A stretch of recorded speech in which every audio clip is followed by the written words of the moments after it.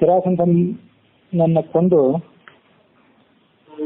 ರಾಜಸೂಯ ಯಾಗ ಮಾಡಬೇಕು ಅನ್ನೋ ನಿಶ್ಚಯವನ್ನ ಯುಧಿಷ್ಠಿರ ತೆಗೆದುಕೊಂಡ.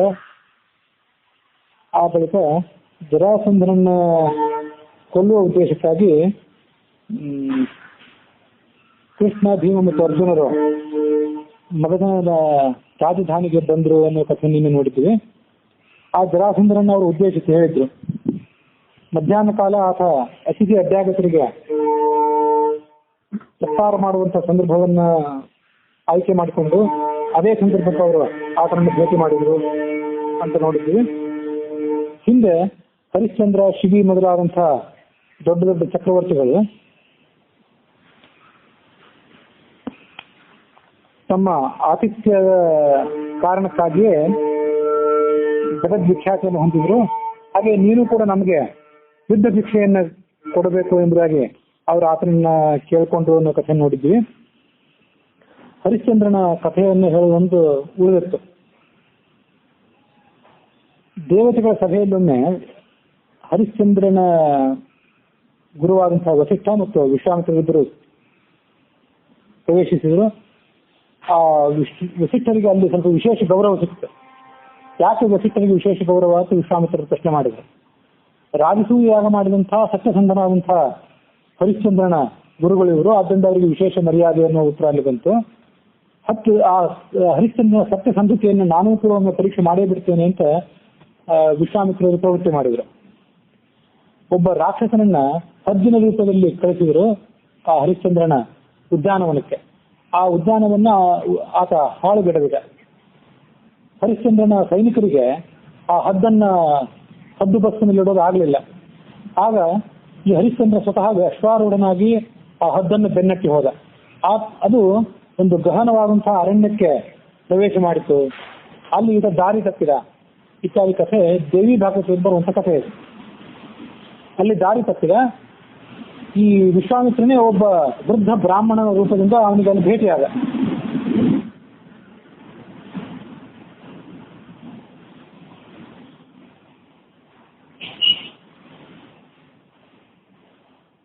ದಾರಿ ತಪ್ಪಿದಂತಹ ಹರಿಶ್ಚಂದ್ರನಿಗೆ ಆ ಗಹನಾರಣ್ಯದಿಂದ ಹೊರಗೆ ಬರುವಂತಹ ದಾರಿಯನ್ನು ವಿಶ್ವಾಮಿತ್ರನೇ ತೋರಿಸಿದ, ಆ ವೃದ್ಧ ಬ್ರಾಹ್ಮಣನೇ ತೋರಿಸಿದ. ಅದಾದ ಬಳಿಕ ಆ ವಿಶ್ವಾಮಿತ್ರನಿಗೆ ಈ ರಾಜ, ನೀನು ರಾಜಧಾನಿಗೆ ಬಂದು ನಾನು ಕಾಣು, ಬೇಕಾದಂತಹ ದಾನವನ್ನು ನಿನಗೆ ನಾನು ಕೊಡ್ತೇನೆ ಅಂತ ತನ್ನ ಪರಿಚಯ ಮಾಡಿಕೊಂಡ. ನನಗೆ ಇಬ್ಬರು ಮಕ್ಕಳು ಮದುವೆ ಮಾಡೋದಿದೆ, ಅದಕ್ಕಾಗಿ ಸಂಪತ್ತು ಒಂದು ಸ್ವಲ್ಪ ಬೇಕು, ನಾನು ಬರ್ತೀನಿ ಅಂತ ಹೇಳಿ ಕಳಿಸಿದ ಆ ವೃದ್ಧ ಬ್ರಾಹ್ಮಣ. ಅದೇ ರೀತಿಯಲ್ಲಿ ಈ ಹರಿಶ್ಚಂದ್ರನ ರಾಜಧಾನಿಗೆ ಆತ ಬಂದು ಇಡೀ ರಾಜಧಾನಿಯನ್ನೇ ನನಗೆ ಕೊಡು ಅಂತ ಕೇಳಿದ. ಎಲ್ಲ ಆನೆಗಳು, ಕುದುರೆಗಳು, ಸಾಮ್ರಾಜ್ಯ, ಸಂಪತ್ತು, ರಥ ಇತ್ಯಾದಿ ಎಲ್ಲವನ್ನು ಕೂಡ ಹೀಗೆ ಕೇಳಿದ. ಅದರಂತೆ ಕೊಟ್ಟ ಮಾತಿನಂತೆ ವಿಶ್ವಾಮಿತ್ರನಿಗೆ ಹರಿಶ್ಚಂದ್ರ ಎಲ್ಲನೂ ದಾನ ಮಾಡಬೇಕಾಯ್ತು. ಅದಾದ್ಮೇಲೆ ದಕ್ಷಿಣೆಯನ್ನು ಕೊಡು ಅಂತ ಕೇಳಿದ. ನೀವು ಅದನ್ನು ತಿಳಿಸಿದ್ರೆ ಆ ದಕ್ಷಿಣೆ ಕೊಡ್ಲಿಕ್ಕೆ ಅವನಿಗೆ ಏನೂ ಇರಲಿಲ್ಲ, ಯಾಕಂದ್ರೆ ಎಲ್ಲ ದಾನ ಮಾಡಿಬಿಟ್ಟಿದ್ದ. ದಕ್ಷಿಣೆ ಕೊಡ್ಲಿಕ್ಕೆ ಸ್ವಲ್ಪ ಸಮಯ ಕೇಳಿದ ಅವನು. ಪತ್ನಿ ಪುತ್ರ ಸಮೇತನಾಗಿ ರಾಜ್ಯಭ್ರಷ್ಟನಾದ. ರಾಜ್ಯಭ್ರಷ್ಟನಾದ್ಮೇಲೆ ಪತ್ನಿಯನ್ನು ಒಬ್ಬ ಬ್ರಾಹ್ಮಣನಿಗೆ ಮಾರಿದ, ಪತ್ನಿಯನ್ನು ಮತ್ತು ಪುತ್ರನಿಗೆ. ಆ ಬ್ರಾಹ್ಮಣನು ಕೂಡ ವಿಶ್ವಾಮಿತ್ರನೇ ಆಗಿದ್ದ. ಮತ್ತೊಂದು ರೂಪದಿಂದ ಅವನ ಕಡೆಯಿಂದ ಆ ಪತ್ನಿಯನ್ನು ಪುತ್ರನನ್ನು ಅವನು ಕೊಂಡುಕೊಂಡಿದ್ದ. ಆದ್ರೆ ಆ ಕೊಂಡುಕೊಂಡಂತ ಮೊತ್ತ ಆ ದಕ್ಷಿಣೆಗೆ ಸಾಕಾಗ್ಲಿಲ್ಲ. 2.5 ಭಾರ ದಷ್ಟು ದಕ್ಷಿಣೆ ಬೇಕು ನನಗೆ ಅಂತ ಕೇಳಿದ್ದ ಅವನು. ಒಂದು ಭಾರ ಅಂದ್ರೆ 20 ತೊಲೆ ಅಂತ ಇದ್ದೊಮ್ಮೆ ನೋಡಿದ್ದು, ಸುಮಾರು 50 ತೊಲೆಯಷ್ಟು ದಕ್ಷಿಣೆ ನನಗೆ ಬೇಕು ಅಂತ ಕೇಳಿದ್ದ. ಪತ್ನಿ ಪುತ್ರನನ್ನು ಮಾರಿದ್ರು ಕೂಡ ದಕ್ಷಿಣೆಯನ್ನು ಕೊಡ್ಲಿಕ್ಕೆ ಆಗ್ಲಿಲ್ಲ ಅವನಿಗೆ, ಹರಿಶ್ಚಂದ್ರನಿಗೆ. ಹಾಗಾಗಿ ತನ್ನನ್ನು ಕೂಡ ಆತ ಒಬ್ಬ ಕೀಳು ಮಟ್ಟದ ರಾಜನೊಬ್ಬನಿಗೆ, ಸ್ಮಶಾನದ ಮಾಲೀಕನಿಗೆ ತನ್ನನ್ನು ಮಾರಿಕೊಂಡು ಆ ಸ್ಮಶಾನದ ಮಾಲೀಕನ ಅಡಿಯಾಳಾಗಿ ಸ್ಮಶಾನವನ್ನು ಕಾಯಲಿಕ್ಕೆ ನಿಯುಕ್ತನಾದ. ಮುಂದೆ ಅವನ ಪತ್ನಿ, ಹರಿಶ್ಚಂದ್ರನ ಪತ್ನಿ ಚಂದ್ರಮತಿ ಮತ್ತು ಮಗ, ಅವರಿಬ್ರು ಕೂಡ ಆ ಬ್ರಾಹ್ಮಣನ ಅಡಿಯಾಳಾಗಿದ್ರು. ಮುಂದೊಮ್ಮೆ ಆ ಮಗ ಹಾವು ಕಚ್ಚಿ ಸತ್ತು ಹೋದ. ಅದು ನಿಮಗೆಲ್ಲರಿಗೂ ಗೊತ್ತಿರಬೇಕು. ಆ ಮಗನ ಅಂತ್ಯ ಸಂಸ್ಕಾರಕ್ಕಾಗಿ ಅದೇ ಸ್ಮಶಾನಕ್ಕೆ ಬಂದ್ಲು ಆ ಚಂದ್ರಮತಿ. ಆದ್ರೆ ಅಂತ್ಯ ಸಂಸ್ಕಾರ ಮಾಡ್ಲಿಕ್ಕೆ ಕೊಡಬೇಕಾದಂತ ಶುಲ್ಕ ಅವರ ಹತ್ರ ಇರಲಿಲ್ಲ. ಆದ್ರೂ ಅಂತ್ಯ ಸಂಸ್ಕಾರ ಮಾಡಿದ ಈ ಹರಿಶ್ಚಂದ್ರ. ಆ ಸಮಯದಲ್ಲಿ ಗಂಡ ಮತ್ತು ಹೆಂಡತಿಗೆ ತಮ್ಮ ಪರಸ್ಪರ ಪರಿಚಯ ಆಯಿತು. ಇನ್ನ ತನ್ನ ಮಾಲೀಕನಾದಂಥವನು ಬಂದು ಆ ಅಂತ್ಯ ಸಂಸ್ಕಾರ ಮಾಡೋದಕ್ಕೆ ಶುಲ್ಕ ಎಲ್ಲಿ ಅಂತ ಕೇಳಿದ್ರೆ ಏನು ಉತ್ತರ ಹೇಳಬೇಕು ಅಂತ ತಿಳಿದರೆ ಆ ಮಗನನ್ನ ಅಂತ್ಯ ಸಂಸ್ಕಾರ ಮಾಡ್ಲಿಕ್ಕಾಗಿ ಯಾವ ಚಿತಾಗ್ನಿಯನ್ನು ಸಿದ್ಧಪಡಿಸಿದ್ರಲ್ಲ ಅದೇ ಚಿತಾಗ್ನಿಯಲ್ಲಿ ಗಂಡ ಹೆಂಡತಿ ಇಬ್ರು ಕೂಡ ಹಾರಿಕೊಂಡು ಪ್ರಾಣ ಪರಿತ್ಯಾಗ ಮಾಡಬೇಕು ಅಂತ ತೀರ್ಮಾನ ಮಾಡಿದರು. ಹೀಗೆ ಅವರು ತೀರ್ಮಾನ ಮಾಡಿ ತಮ್ಮ ಜೀವನವನ್ನ ಅಂತ್ಯಗೊಳಿಸಬೇಕು ಅಂತ ಕಾದಿದ್ದಾಗ ಬ್ರಹ್ಮ ಮೊದಲಾದ ದೇವತೆಗಳು ಬಂದು ಆತನನ್ನ ಬಿಡುಗಡೆ ಮಾಡಿ ಆತನನ್ನ ಉದ್ಧರಿಸಿ ಅಥವಾ ಸದ್ಗತಿಯನ್ನು ಕೊಟ್ಟರು. ವಿಶ್ವಾಮಿತ್ರನು ಕೂಡ ಸಂಪ್ರೀತನಾದ ಅನ್ನೋದು ದೇವಿ ಭಾಗವತದಲ್ಲಿ ಬರೋ ಕಥೆ. ಇದೇ ಕಥೆಗಳನ್ನು ಬೇರೆ ಬೇರೆ ರೂಪದಲ್ಲಿ ಕೇಳಿರ್ಬೋದು, ಬೇರೆ ಬೇರೆ ಪುರಾಣ ಇತ್ಯಾದಿ ಜಾನಪದ ಕಥೆಗಳು ಇತ್ಯಾದಿ ಕಡೆಗಳಲ್ಲಿ. ಅದು ಹರಿಶ್ಚಂದ್ರನ ಕಥೆ ಆಯ್ತು. ರಂತಿದೇವನ ಕಥೆಯನ್ನು ನಿನ್ನೆ ದಿವಸ ಹೇಳಿದ್ದೆ. 48 ದಿವಸ ಕಾಲ ಅತಿಥಿಗಾಗಿ ಆತ ಕಾಯ್ದು ಇದ್ದಂತ ಸ್ವಲ್ಪ ನೀರನ್ನು ಕೂಡ ಪುಲಸ್ಕ ಅನ್ನುವಂಥ ಅತಿಥಿ ಆತ ಜಲಾರ್ಥಿಯಾಗಿ ಬಂದಿದ್ದ. ಅವನಿಗೆ ಅದನ್ನು ಕೊಟ್ಟು ಆತ ಬ್ರಹ್ಮಲೋಕವನ್ನ ಮುಟ್ಟಿದ. ಮುದ್ಗಲ ಅನ್ನುವ ಋಷಿ ಬಗ್ಗೆ ಬಂದಿತ್ತು. ಮುದ್ಗಲ ಋಷಿಯ ಅತಿಥಿ ಸತ್ಕಾರದ ನಿಷ್ಠೆಯನ್ನು ಪರೀಕ್ಷೆ ಮಾಡಬೇಕು ಅಂತ ಹೇಳಿ ಸ್ವಯಂ ದೂರ್ವಾಸರಲ್ಲಿ ಬಂದಿದ್ರು, ನಗ್ನರಾಗಿ ಬಂದಿದ್ರು. ಬಂದು ಆ ಮುದ್ಗಲ ಋಷಿ ಕೊಟ್ಟಂತ ಊಟ ಮಾಡಿ ಇನ್ನು ಸ್ವಲ್ಪ ಉಳಿದನ್ನ ಮುದ್ಗಲ ಋಷಿಗೆ ಉಳಿಸದೆ ಅದನ್ನೆಲ್ಲವನ್ನು ತಮ್ಮ ಮೈಗೆ ಬೆಳೆದುಕೊಂಡು ಹಾಳು ಮಾಡಿಬಿಟ್ರು ಆ ಭೋಜನವನ್ನೆಲ್ಲ, ಉಳಿದ ಪದಾರ್ಥಗಳನ್ನೆಲ್ಲ. ಹೀಗೆ ದಿವಸ ಹೀಗೆ ಮಾಡ್ತಿದ್ರು. ಎಷ್ಟೋ ದಿವಸಗಳ ಗಟ್ಟಲೆ ಹೀಗೆ ನಡೀತದೆ. 6 ತಿಂಗಳು ಅಂತ ಇಲ್ಲಿದೆ. ಮಹಾಭಾರತದ ವನಪರ್ವದಲ್ಲಿ ಬರುವಂತ ಕಥೆ ಅದು. ರಂತಿದೇವನ ಕಥೆ, ಪುಲಸ್ಕ ಅನ್ನೋ ಬ್ರಾಹ್ಮಣ ಕಥೆ ಎಲ್ಲಿ ಬರ್ತದೆ ಅಂತ ಮಾಹಿತಿ ಸಿಗಲಿಲ್ಲ. ಹರಿಶ್ಚಂದ್ರನ ಕಥೆ ದೇವಿ ಭಾಗವತದ್ದು. ಆಮೇಲೆ ಮುದ್ಗಲನ ಮತ್ತು ದುರ್ವಾಸರ ಕಥೆ ಮಹಾಭಾರತದ್ದು. ಹೀಗೆ ಅನೇಕ ತಿಂಗಳುಗಳ ಕಾಲ, ಅನೇಕ ದಿವಸಗಳ ಕಾಲ ಇದೇ ನಿಷ್ಠೆ ಮುಂದುವರಿಯಿತು. ಆ ಮುದ್ಗಲನ ನಿಷ್ಠೆ ಆತಿಥ್ಯ, ಇಂಥ ಕಠೋರವಾದಂತಹ ಆತಿಥ್ಯವನ್ನು ಮಾಡಿದ ಕಾರಣ ಆ ಮುದ್ಗಲ ಸದ್ಗತಿಯನ್ನು ಪಡೆದ ಅಂತ ಕಥೆಯನ್ನು ನಾವು ನೋಡ್ತೇವೆ. ಅದಾದ್ಮೇಲೆ ಇರುವಂತ ಕಥೆ ಅಂದ್ರೆ ಪಾರಿವಾಳ ಮತ್ತು ಬೇಡರ ಕಥೆ. ನಿನ್ನೆ ಅದನ್ನ ಹೇಳಿದ್ದೆ. ಬೇಡ ಆ ಪಾರಿವಾಳ ದಂಪತಿಗಳನ್ನು ಕೊಲ್ಲಬೇಕು ಅಂತ ಅದೇ ಗಿಡದ ಕೆಳಗೆ ಬಂದಿದ್ದ. ಆದ್ರೆ ತೀವ್ರವಾದಂತಹ ಮಳೆ, ಚಳಿ, ಗಾಳಿಗಳಿಗೆ ಆತ ತುತ್ತಾಗಿದ್ದ, ಆಯಾಸಿತನಾಗಿದ್ದ. ಅವನಿಗೆ ಅತಿಥಿ ಸತ್ಕಾರ ಮಾಡಬೇಕು ಅಂತ ಹೇಳಿ ಈ ಪಾರಿವಾಳ ದಂಪತಿಗಳು ತಮ್ಮನ್ನು ತಾವು ಪರಿತ್ಯಾಗ ಮಾಡಿಕೊಂಡವು. ಮೊದಲು ಒಂದು ಪರಿತ್ಯಾಗ ಮಾಡಿತ್ತು, ಆಮೇಲೆ ಮತ್ತೊಂದು ತನ್ನನ್ನು ತಾನು ಆಹುತಿ ಕೊಟ್ಕೊಂಡಿತ್ತು. ಹೀಗೆ ಅವನ ಅತಿಥಿ ಸತ್ಕಾರವನ್ನು ಮಾಡಿರುವುದು ಅಂತ ಕಥೆ ಇದೆ. ಅದು ಕೂಡ ಮಹಾಭಾರತದಲ್ಲಿ ಬಂದಂತ ಕಥೆ ಅಂತ ನೆನಪು. ಹೀಗೆ ಅವುಗಳು ಸದ್ಗತಿಯನ್ನು ಪಡ್ಕೊಂಡ್ವು, ಪಾರಿವಾಳ ದಂಪತಿಗಳು. ಆ ಮೂಕ ಪ್ರಾಣಿಗಳು ಮಾಡಿದಂಥ ತ್ಯಾಗವನ್ನು ನೋಡಿ ಆ ಬೇಡನಿಗೆ ಮನ ಕರಗಿ ಅವನು ಕೂಡ ಅಗ್ನಿ ಪ್ರವೇಶವನ್ನು ಮಾಡಿ ಪಾಪಗಳನ್ನು ಕಳ್ಕೊಂಡು ಪುಣ್ಯ ಲೋಕವನ್ನು ಪಡ್ಕೊಂಡ ಅಂತ ಅವರ ಆ 5 ಜನರ ಕಥೆ ಅದು. ಹರಿಶ್ಚಂದ್ರ, ರಂತಿದೇವ, ಮುದ್ಗಲ ಅನ್ನುವಂಥ ಋಷಿ, ಬೇಡ ಮತ್ತು ಪಾರಿವಾಳ. ಹೀಗೆ ಈ 5 ಜನರ ಉದಾಹರಣೆಯನ್ನು ಕೊಟ್ಟು ಇವರು ಅತಿಥಿ ಸತ್ಕಾರ ಮಾಡಿ ಶಾಶ್ವತವಾದಂತಹ ಕೀರ್ತಿಯನ್ನು ಪಡ್ಕೊಂಡ್ರು. ಅದರಂತೆ ನೀನು ಕೂಡ ನಮಗೆ ಅತಿಥಿ ಸತ್ಕಾರ ಮಾಡಬೇಕು ಅಂತ ಇವರೆಲ್ಲ ಕೇಳಿದ್ರು. ನಮ್ಮ 3 ಜನರ ಜೊತೆಗಾದ್ರೂ ನೀನು ಯುದ್ಧ ಮಾಡು, ಅಥವಾ ಯಾರೋ ಒಬ್ಬರನ್ನಾದ್ರೂ ಯುದ್ಧ ಮಾಡ್ಲಿಕ್ಕೆ ಆಯ್ಕೆ ಮಾಡಿಕೊ. ಸಾಯುಧನಾಗಿ ಯುದ್ಧ ಮಾಡು ಅಥವಾ ನಿರಾಯುಧನಾಗಿ ಯುದ್ಧ ಮಾಡು, ಇದು ನಿಮಗೆ ಬಿಟ್ಟದ್ದು ಅಂತ ಇವರು ಹೇಳಿದ್ರು. ಅವನು ಹಾಗೆ ಹೇಳಿದ, ನೀವು ಯಾರು ಬೇಕಾದ್ರೂ ನಮ್ಮ ಜೊತೆ ಯುದ್ಧ ಮಾಡಿ ಅಂತ, ನಿಮ್ಮ ಯುದ್ಧ ಭಿಕ್ಷೆಯನ್ನು ನಾನು ಒಪ್ತೇನೆ ಅಂತ ಹೇಳಿದ. ಅವನು ಯುದ್ಧ ಭಿಕ್ಷೆಯನ್ನು ನಿಮಗೆ ಕೊಟ್ಟಿದ್ದೇನೆ ಅಂತ ಹೇಳಿದ.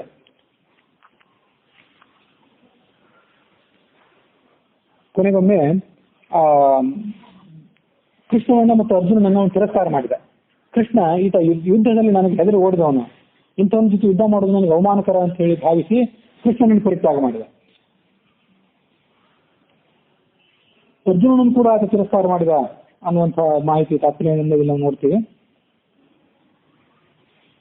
ಕೃಷ್ಣ ನಿರಾಯುಧನಾಗಿ ಭೀಮಾರ್ಜುನನ್ನು ಕರ್ಕೊಂಡು ಅಲ್ಲಿಗೆ ಬಂದಿದ್ದ ಅಂತಿದೆಯಲ್ಲ. ನಿರಾಯುಧನಾಗಿ ಯಾಕೆ ಬಂದಿದ್ದ ಅಂತಂದ್ರೆ,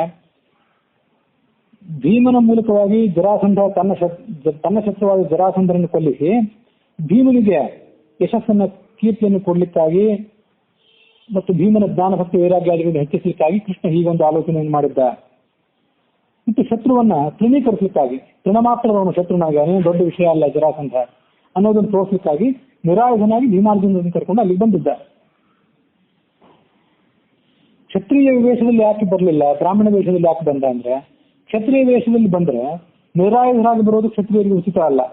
ಹಾಗಾಗಿ ಆ 3 ಜನ ಕೂಡ ಬ್ರಾಹ್ಮಣ ವೇಷದಿಂದ ಅಲ್ಲಿಗೆ ಬಂದ್ರು. ವಾದಿರಾಜರ ತಾತ್ಪರ್ಯದಲ್ಲಿ ವ್ಯಾಖ್ಯಾನ ಏನಾಯ್ತದೆ ಅಂದ್ರೆ, ಈ ಜರಾಸಂಧರಂತಹ ವ್ಯಕ್ತಿಯನ್ನು ಕೊಲ್ಲಿಕ್ಕೆ ದೊಡ್ಡ ಪರಾಕ್ರಮಿಗಳೇನೂ ಬೇಕಾಗಿಲ್ಲ. ದೊಡ್ಡ ಬ್ರಹ್ಮಜ್ಞಾನಿಯೂ ಬೇಕಾಗಿಲ್ಲ, ಬ್ರಹ್ಮಜ್ಞಾನಿ ಆದ ಬ್ರಾಹ್ಮಣನೂ ಬೇಕಾಗಿಲ್ಲ, ಮಹಾವೀರನಾದಂಥ ಕ್ಷತ್ರಿಯನೂ ಬೇಕಾಗಿಲ್ಲ. ಕೇವಲ ಶ್ರಾದ್ದ ಭೋಜನಕ್ಕೆ ಮಾತ್ರ ಉಚಿತನಾದಂಥ ಏನೋ ಮಂತ್ರತಂತ್ರವನ್ನು ತಿಳಿಯುವಂತಹ ಬ್ರಾಹ್ಮಣನು ಕೂಡ ನಿನ್ನನ್ನು ಕೊಲ್ಲಬಲ್ಲ ಅಂತ ಜರಾಸಂಧನನ್ನು ಗೇಲಿ ಮಾಡೋದಕ್ಕಾಗಿ ಬ್ರಾಹ್ಮಣನ ವೇಷದಿಂದ ಅಲ್ಲಿಗೆ ಬಂದರು ಅಂತ ವಾದಿರಾಜರ ವ್ಯಾಖ್ಯಾನ, ತಾತ್ಪರ್ಯ ನಿರ್ಣಯಕ್ಕೆ ವ್ಯಾಖ್ಯಾನ. ಜರಾಸಂಧ ಸೈನ್ಯ ಸಮೇತನಾಗಿ ತನ್ನ ಮನೆಯಲ್ಲಿದ್ದಾಗ ಅವನ ಬಲ ಹೆಚ್ಚು. ಹುಲಿಯನ್ನು ಅದರ ಗುಹೆಯಲ್ಲಿ ಮಣಿಸೋದೇನಿದೆಯಲ್ಲ, ಮಣಿಸಿದ ಆತನಿಗೆ, ಹುಲಿಯನ್ನು ಕೊಂದ ಆತನಿಗೆ ಹೆಚ್ಚು ಕೀರ್ತಿ. ಅದಕ್ಕಾಗಿ ಸೈನ್ಯ ಸಮೇತನಾದಂತಹ ತನ್ನ ಮನೆಯಲ್ಲಿರುವಂತಹ ಜರಾಸಂಧನನ್ನು ನಿರಾಯುಧರಾದಂತಹ ಇವರಿಬ್ಬರು ಬೇರೆ ದೇಶದಿಂದ, ಈ 3 ಜನ ಬೇರೆ ದೇಶದಿಂದ ಬಂದು ಕೊಲ್ಲೋದು ಏನಿದೆ ಮಹತ್ವದ್ದು. ಅದಕ್ಕಾಗಿ ಹೀಗೆ ಬಂದ. ನಮ್ಮಲ್ಲಿ ಒಬ್ಬನನ್ನ ಆರಿಸಿಕೊಳ್ಳು ಅಂತ ಜರಾಸಂಧನಿಗೆ ಕೃಷ್ಣ ತಿಳಿಸಿದ. ಜರಾಸಂಧನ ಮುಖದಿಂದಲೇ ಭೀಮಾರ್ಜುನರಲ್ಲಿ ಹೆಚ್ಚು ಪರಾಕ್ರಮಿಗಳು ಯಾರು ಅನ್ನೋದನ್ನ ತಿಳಿಸ್ಬೇಕಾಗಿತ್ತು ಜಗತ್ತಿಗೆ, ಮತ್ತು ಅರ್ಜುನನಿಗೂ ತಿಳಿಸ್ಬೇಕಾಗಿತ್ತು. ಅರ್ಜುನನಿಗೆ ಮೇಲಿಂದ ಮೇಲೆ ಸ್ವಲ್ಪ ತೊಗರು ಕಾಣಿಸ್ಕೋತಾ ಇತ್ತು, ನಾನೊಬ್ಬ ದೊಡ್ಡ ಪರಾಕ್ರಮಿ ಅಂತ ಹೇಳಿ. ಅದನ್ನ ಆಗಾಗ ನೆಟ್ಟಿ ನಿಲ್ಬೇಕಾಗ್ತಿತ್ತು. ನಾವು 3 ಜನ ಇದ್ದೇವೆ, ನಮ್ಮಲ್ಲಿ ಯಾರನ್ನಾದ್ರೂ ಆರಿಸ್ಕೊ ಅಂತ ಕೃಷ್ಣ ಹೇಳಿದ. ಆಗ ಜರಾಸಂಧ ಹೇಳಿದ, ಅರ್ಜುನ ಬಹಳ ದುರ್ಬಲ, ನನಗವನು ಏನೂ ಸರಿಸಾಕಿಯಲ್ಲ, ನಾನು ಭೀಮನನ್ನೇ ಆರಿಸ್ಕೋತೀನಿ ಅಂದ. ಆಗ ಅರ್ಜುನನ ಬಲ ಭೀಮಸೇನಿಗೆ ಹೋಲಿಸಿದ್ರೆ ದುರ್ಬಲ ಅನ್ನೋ ಸಂಗತಿ ಜಗತ್ತಿಗೂ ಗೊತ್ತಾಯ್ತು, ಸ್ವಯಂ ಅರ್ಜುನನಿಗೂ ತಿಳಿಯಿತು. 55 ವರ್ಷ ಆಗಿತ್ತಂತೆ ಅರ್ಜುನನಿಗೆ. ಆದ್ರೂ ವಯಸ್ಸಿನಲ್ಲಿ ಅವನು 50 ಆದ್ರೂ ಇವನು ಬಾಲಕನೇ ಅಂತ ಪರಿಗಣನೆ ಮಾಡಿದ್ದ ಜರಾಸಂಧ. ಅಯಮೇವತ್ತು ಬಾಲವತ್ತು, ನನ್ನ ಮುಂದೆ ಇವನು ಚಿಕ್ಕವನೇ ಅಂತ ಹೀಗೆ ಪರಿಗಣನೆ ಮಾಡಿದ್ದ. ಜರಾಸಂಧ ಹೀಗೆ ಅರ್ಜುನನನ್ನು ತಿರಸ್ಕಾರ ಮಾಡಿದಾಗ ಅರ್ಜುನನಿಗೆ, ನನ್ನನ್ನು ಯಾಕೆ ತಿರಸ್ಕಾರ ಮಾಡ್ತೀವಿ, ನಾನು ಬೇಕಾದ್ರೆ ನಿನ್ ಜೊತೆ ಯುದ್ಧಕ್ಕೆ ಬರ್ತೇನೆ, ನೀನು ಬೇಕಾಗಿಲ್ಲ, ನಾನೇ ನಿನ್ ಜೊತೆ ಯುದ್ಧ ಮಾಡ್ತೀನಿ ಅಂತ ಹೇಳೋ ಧೈರ್ಯ ಬರಲಿಲ್ಲ ಅರ್ಜುನನಿಗೆ ಅಂತ ಹೇಳ್ತದೆ ತಾತ್ಪರ್ಯ ನಿರ್ಣಯ. ಇತ್ಯುಕ್ತೋಪಿ ಅರ್ಜುನ ನಾಹ ಕುರು ತರ್ಹಿ ಪರೀಕ್ಷಣಂ, ಹಾಗಾದ್ರೆ ನಾನು ಪರೀಕ್ಷೆ ಮಾಡಬಾರ್ದು, ಯಾಕಂದ್ರೆ ತಾನು ಎಲ್ಲಿ ಸೋತೋಗ್ತೀನಿ ಅಂತ ಹೇಳ್ಕೊಂಡಿದ್ದಂತೆ ಅರ್ಜುನ. ಹಾಗಾಗಿ ಆ ದೃಷ್ಟಾಂತವನ್ನು ನೋಡುವವರಿಗೆ, ಆ ಘಟನೆಯನ್ನು ನೋಡುವವರಿಗೆ ಭೀಮನ ಬಲ ಹೆಚ್ಚು ಅಂತ ತಾನೇ ಗೊತ್ತಾಯ್ತು. ಇನ್ನು ಜರಾಸಂಧ ಭೀಮನನ್ನೇ ಆಯ್ಕೆ ಮಾಡ್ಕೊಂಡ, ಅರ್ಜುನನಂತೂ ಬೇಡ ಆಗಿತ್ತು, ಕೃಷ್ಣನನ್ನ ಆಯ್ಕೆ ಮಾಡ್ಬೋದಿತ್ತಲ್ಲ. ಅಂದ್ರೆ ಕೃಷ್ಣನನ್ನ ಬಾಯಿ ಮಾತಿಗೆ ತಿರಸ್ಕಾರ ಮಾಡಿದ, ಈತ ನನಗೆ ಹೆದರು ಓಡಿ ಹೋದವನು, ಇವನು ಬೇಡ ಅಂತ ಹೇಳಿ. ಆದ್ರೆ ಕೃಷ್ಣ ಮಹಾ ಮಾಯಾವಿ, ಇವು ಏನಾದ್ರು ತಂತ್ರವನ್ನು ಮಾಡಿ ನನ್ನನ್ನು ಕೊಂದು ಹಾಕ್ಬಿಡ್ತಾನೆ ಅಂತ ಅವನಿಗೆ ಭಯ ಇತ್ತು. ಹಾಗಾಗಿ ಕೃಷ್ಣನನ್ನ ಆತ ದೂರ ಇಟ್ಟ. ಮೇಲ್ನೋಟಕ್ಕೆ ತಿರಸ್ಕಾರ ಮಾಡಿದಂತೆ ಕಾಣಿಸಿದ್ರು, ಒಳಗೊಳಗೆ ಆತನಿಗೆ ಭಯ ಇತ್ತು. ಭೀಮನ ಜೊತೆ ಒಂದು ಯುದ್ಧ ಮಾಡಿದ್ರೆ ತಾನು ಬದುಕಿ ಉಳಿಯಲೂಬಹುದು, ಬದುಕಿ ಉಳಿದ್ರೆ ಕೀರ್ತಿ, ಬದುಕಿ ಉಳಿದೇ ಇದ್ರೆ ಬಲಿಷ್ಠನಾದಂತಹ ಒಬ್ಬನ ಜೊತೆ ಹೋರಾಟ ಮಾಡಿದಂತ ಆಯ್ತು, ಸಂತೋಷ ಅಂತ ಆಲೋಚನೆ ಮಾಡಿದ್ದ ಅವನು.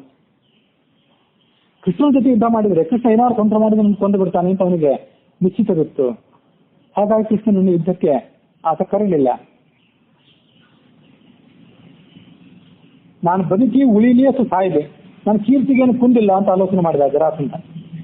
ಏನ್ ಮಾಡಿದ ಅಂದ್ರೆ, ತನ್ನ ಮಗನಾದಂತಹ ಸಹದೇವ ಅನ್ನೋವನು, ಪಾಂಡವರಲ್ಲಿ ಸಹದೇವ ಅಂತ ಒಬ್ಬ ಬೇರೆ ಇದ್ದ, ಜರಾಸಂಧನ ಮಗ ಸಹದೇವ ಅಂತ ಇದ್ದ, ಆತನನ್ನು ಪಟ್ಟಕ್ಕೆ ಕೂರಿಸಿ ಅಭಿಷೇಕ ಮಾಡಿಬಿಟ್ಟ. ಅವನಿಗೆ ಸ್ವಲ್ಪ ಅಳುಕಿತ್ತು. ಆತ ಯಾರು ಅಂದ್ರೆ, ಹಿಂದೆ ಏಕಾದಶಿ ರುದ್ರರಲ್ಲಿ ಒಬ್ಬ, ಪತ್ರತಾಪ ಅನ್ನುವ ಹೆಸರಿನ ರುದ್ರರಲ್ಲಿ ಒಬ್ಬ. ಅವನು ಕೂಡಿಸಿ ಆ ಥರ ಅವನು ಮುಂದೆ ಯುದ್ಧಕ್ಕೆ ಸಿದ್ಧನಾದ. ಭೀಮನಿಗೆ ಆತ ಗದೆಯನ್ನು ಕೊಟ್ಟನಂತೆ, ಭೀಮನ ಜೊತೆ ಆತ ಬಾಹು ಯುದ್ಧಕ್ಕೆ ಸಿದ್ಧನಾಗಲಿಲ್ಲ ಅಂತ ಹೇಳ್ತಾರೆ ತಾತ್ಪರ್ಯ ನಿರ್ಣಯ. ಯಾಕೆಂದ್ರೆ ಆ ಜರಾಸಂಧನು ಏನ್ ತಿಳ್ಕೊಂಡಿದ್ದ ಅಂದ್ರೆ, ಓದೋ ಜಗತ್ತಿನಲ್ಲಿ ಎಲ್ಲರೂ ಹಾಗೆ ತಿಳ್ಕೊಂಡಿದ್ರು, ಬಲರಾಮ, ದುರ್ಯೋಧನ ಮೊದಲಾದವರು ಅನೇಕ ಜನ ಹಾಗೆ ತಿಳ್ಕೊಂಡಿದ್ರು. ಏನಂದ್ರೆ, ಭೀಮನಿಗೆ ದೈಹಿಕ ಬಲ ಇದೆಯೇ ಹೊರತು ಗದಾಯುದ್ಧದಲ್ಲಿ ಹೆಚ್ಚಿನ ಪಾಂಡಿತ್ಯ ಏನೂ ಇಲ್ಲ ಅಂತ ಎಷ್ಟೋ ಜನ ತಿಳ್ಕೊಂಡಿದ್ರು. ಹುಂಬತನದ ಬಲ ಇದೆಯೇ ಹೊರತು ಗದಾಯುದ್ಧದಲ್ಲಿ ಶಸ್ತ್ರಾಸ್ತ್ರಗಳಲ್ಲಿ ಹೆಚ್ಚಿನ ಶಿಕ್ಷಣ ಅವನಿಗೆ ಏನೂ ಇಲ್ಲ ಅಂತ ತಿಳ್ಕೊಂಡಿದ್ರು ಎಲ್ಲರೂ. ಹಾಗೆ ಇವನು ತಿಳ್ಕೊಂಡಿದ್ದ. ಮುಕ್ತಿ ಯುದ್ಧಕ್ಕೆ ಭೀಮನ ಜೊತೆ ನಿಂತ್ರೆ ಈ ಭೀಮನನ್ನು ನುಚ್ಚು ನೂರು ಮಾಡಿ ಅನ್ನುವಂತ ಭಯ ಇತ್ತು. ಗದಾಯುದ್ಧ ಮಾಡಿದ್ರೆ ಅವನಿಗಿಂತ ನಾನು ಗದಾಯುದ್ಧದಲ್ಲಿ ಹೆಚ್ಚು ಪಂಡಿತ ಆದ್ದರಿಂದ ಭೀಮನನ್ನು ಮಣಿಸಬಹುದು ಅಂತ ಸ್ವಲ್ಪ ಆಸೆ ಇತ್ತು ಅವನಿಗೆ. ಹಾಗಾಗಿ ಗದೆ ಯುದ್ಧಕ್ಕೆ ತಯಾರಾದ. ಇಬ್ರು ಕೃಷ್ಣಾರ್ಜುನರ ಮುಂದೆಯೇ ನಗರದಿಂದ ಹೊರಗಡೆ ಹೋಗಿ ಯುದ್ಧ ಮಾಡಿದರು.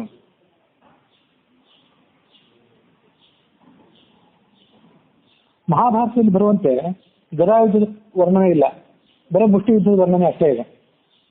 ಆದ್ರೆ ಭಾಗವತ ಮತ್ತು ತಾತ್ಪರ್ಯ ನಿರ್ಣಯದಲ್ಲಿ ಹೇಳಿದಂತೆ ಈ ಗದಾಯುದ್ಧದ ವರ್ಣನೆ ಇದೆ. ಹರಿವಂಶದಲ್ಲಂತೂ ಜರಾಸಂಧನ ಕಥೆ ಇತ್ಯಾದಿ ಬರಲೇ ಇಲ್ಲ. ಆದ್ರೆ ಕೃಷ್ಣನ ಜೀವನ ಚರಿತ್ರೆಯಲ್ಲಿ ಆ ಜರಾಸಂಧನ ವಧೆ ಅದು ದೊಡ್ಡ ಪ್ರಸಂಗ, ಮಹತ್ವದ ಪ್ರಸಂಗ. ಅದಕ್ಕಾಗಿ ಒಟ್ಟಾರೆ ಕೃಷ್ಣನ ಜೀವನದಲ್ಲಿ ಬಂದಂತ ಎಲ್ಲಾ ಘಟನೆಗಳನ್ನು ಕವರ್ ಮಾಡಬೇಕು ಅನ್ನೋ ಉದ್ದೇಶಕ್ಕಾಗಿ ಈ ಘಟನೆ ಆರಿಸ್ಕೊಂಡೆ. ಅದು ಮಹಾಭಾರತ ಮತ್ತು ಭಾಗವತದಲ್ಲಿ ಬಂದರೂ ಕೂಡ ಹರಿವಂಶದಲ್ಲಿ ಬರದೇ ಇದ್ರು ಅದನ್ನ ಆರಿಸ್ಕೊಂಡೆ. ಮೊದಲು ಅವರಿಬ್ಬರು ಕೂಡ ಶಾಸ್ತ್ರಾರ್ಥ ವಿಚಾರ ಮಾಡಿದಂತೆ, ಈ ಜರಾಸಂಧ ಮತ್ತು ಭೀಮ ಇಬ್ರು ಕೂಡ ಶಾಸ್ತ್ರಾರ್ಥ ವಿಚಾರ ಮಾಡಿದಾಗ ಭೀಮ ಆ ಶಾಸ್ತ್ರಾರ್ಥ ವಿಚಾರದಲ್ಲಿ ಮೊದಲು ಆತನನ್ನು ಗೆದ್ದ ಅಂತಿದೆ. ಇದು ಗೆದ್ದ ಮೇಲೆ ಗದೆಗಳಿಂದ ಪರಸ್ಪರ ಹೋರಾಡಿದ್ರು. ಅವರಿಬ್ಬರು ಮೈ ಎಷ್ಟು ಬಲಿಷ್ಠ ಆಗಿತ್ತು ಅಂದ್ರೆ ಆ ಗದೆಗಳೇ ನುಚ್ಚು ನೂರಾದವು. ದೊಡ್ಡ ಪರ್ವತಕ್ಕೆ ಮಣ್ಣು ಹೆಂಟೆಯನ್ನು ಬಿಸಾಕಿದರೆ ಆ ಮಣ್ಣು ಹೆಂಟೆ ಪುಡಿ ಪುಡಿ ಆಗ್ತದೆ, ಹಾಗೆ ಗದೆಗಳು ಪುಡಿ ಪುಡಿ ಆದವು. ಕೊನೆಗೆ ಅವರಿಬ್ಬರು ಏನಿದೆ ಗದೆಗಳನ್ನ ಎತ್ತಿ ಬಿಸಾಕಿದ್ರು, ಮುರಿದು ಹೋದಂತ ಗದೆಗಳನ್ನ. ಮತ್ತು ಮುಷ್ಟಿಗಳಿಂದಲೇ ಹೋರಾಟ ಮಾಡಿದ್ರು.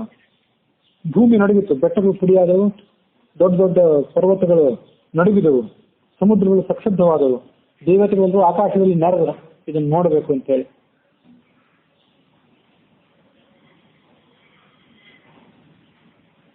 ಭೀಮ ಏನ್ ಮಾಡಿದ ಅಂದ್ರೆ ಯುದ್ಧ ಮುಂದೆ ಹೋದಂತೆ, ಯುದ್ಧಕ್ಕೆ ರಂಗೇರ್ತಾ ಇದ್ದಂತೆ ಸಮಾಧದೆ ಮಾರುತ ನಂದನೋಪಿ ಪಶ್ಯಂತಿ ಸರ್ವೇ ಕ್ರಮಶೋ ಬಲಂ ಸ್ವಂ.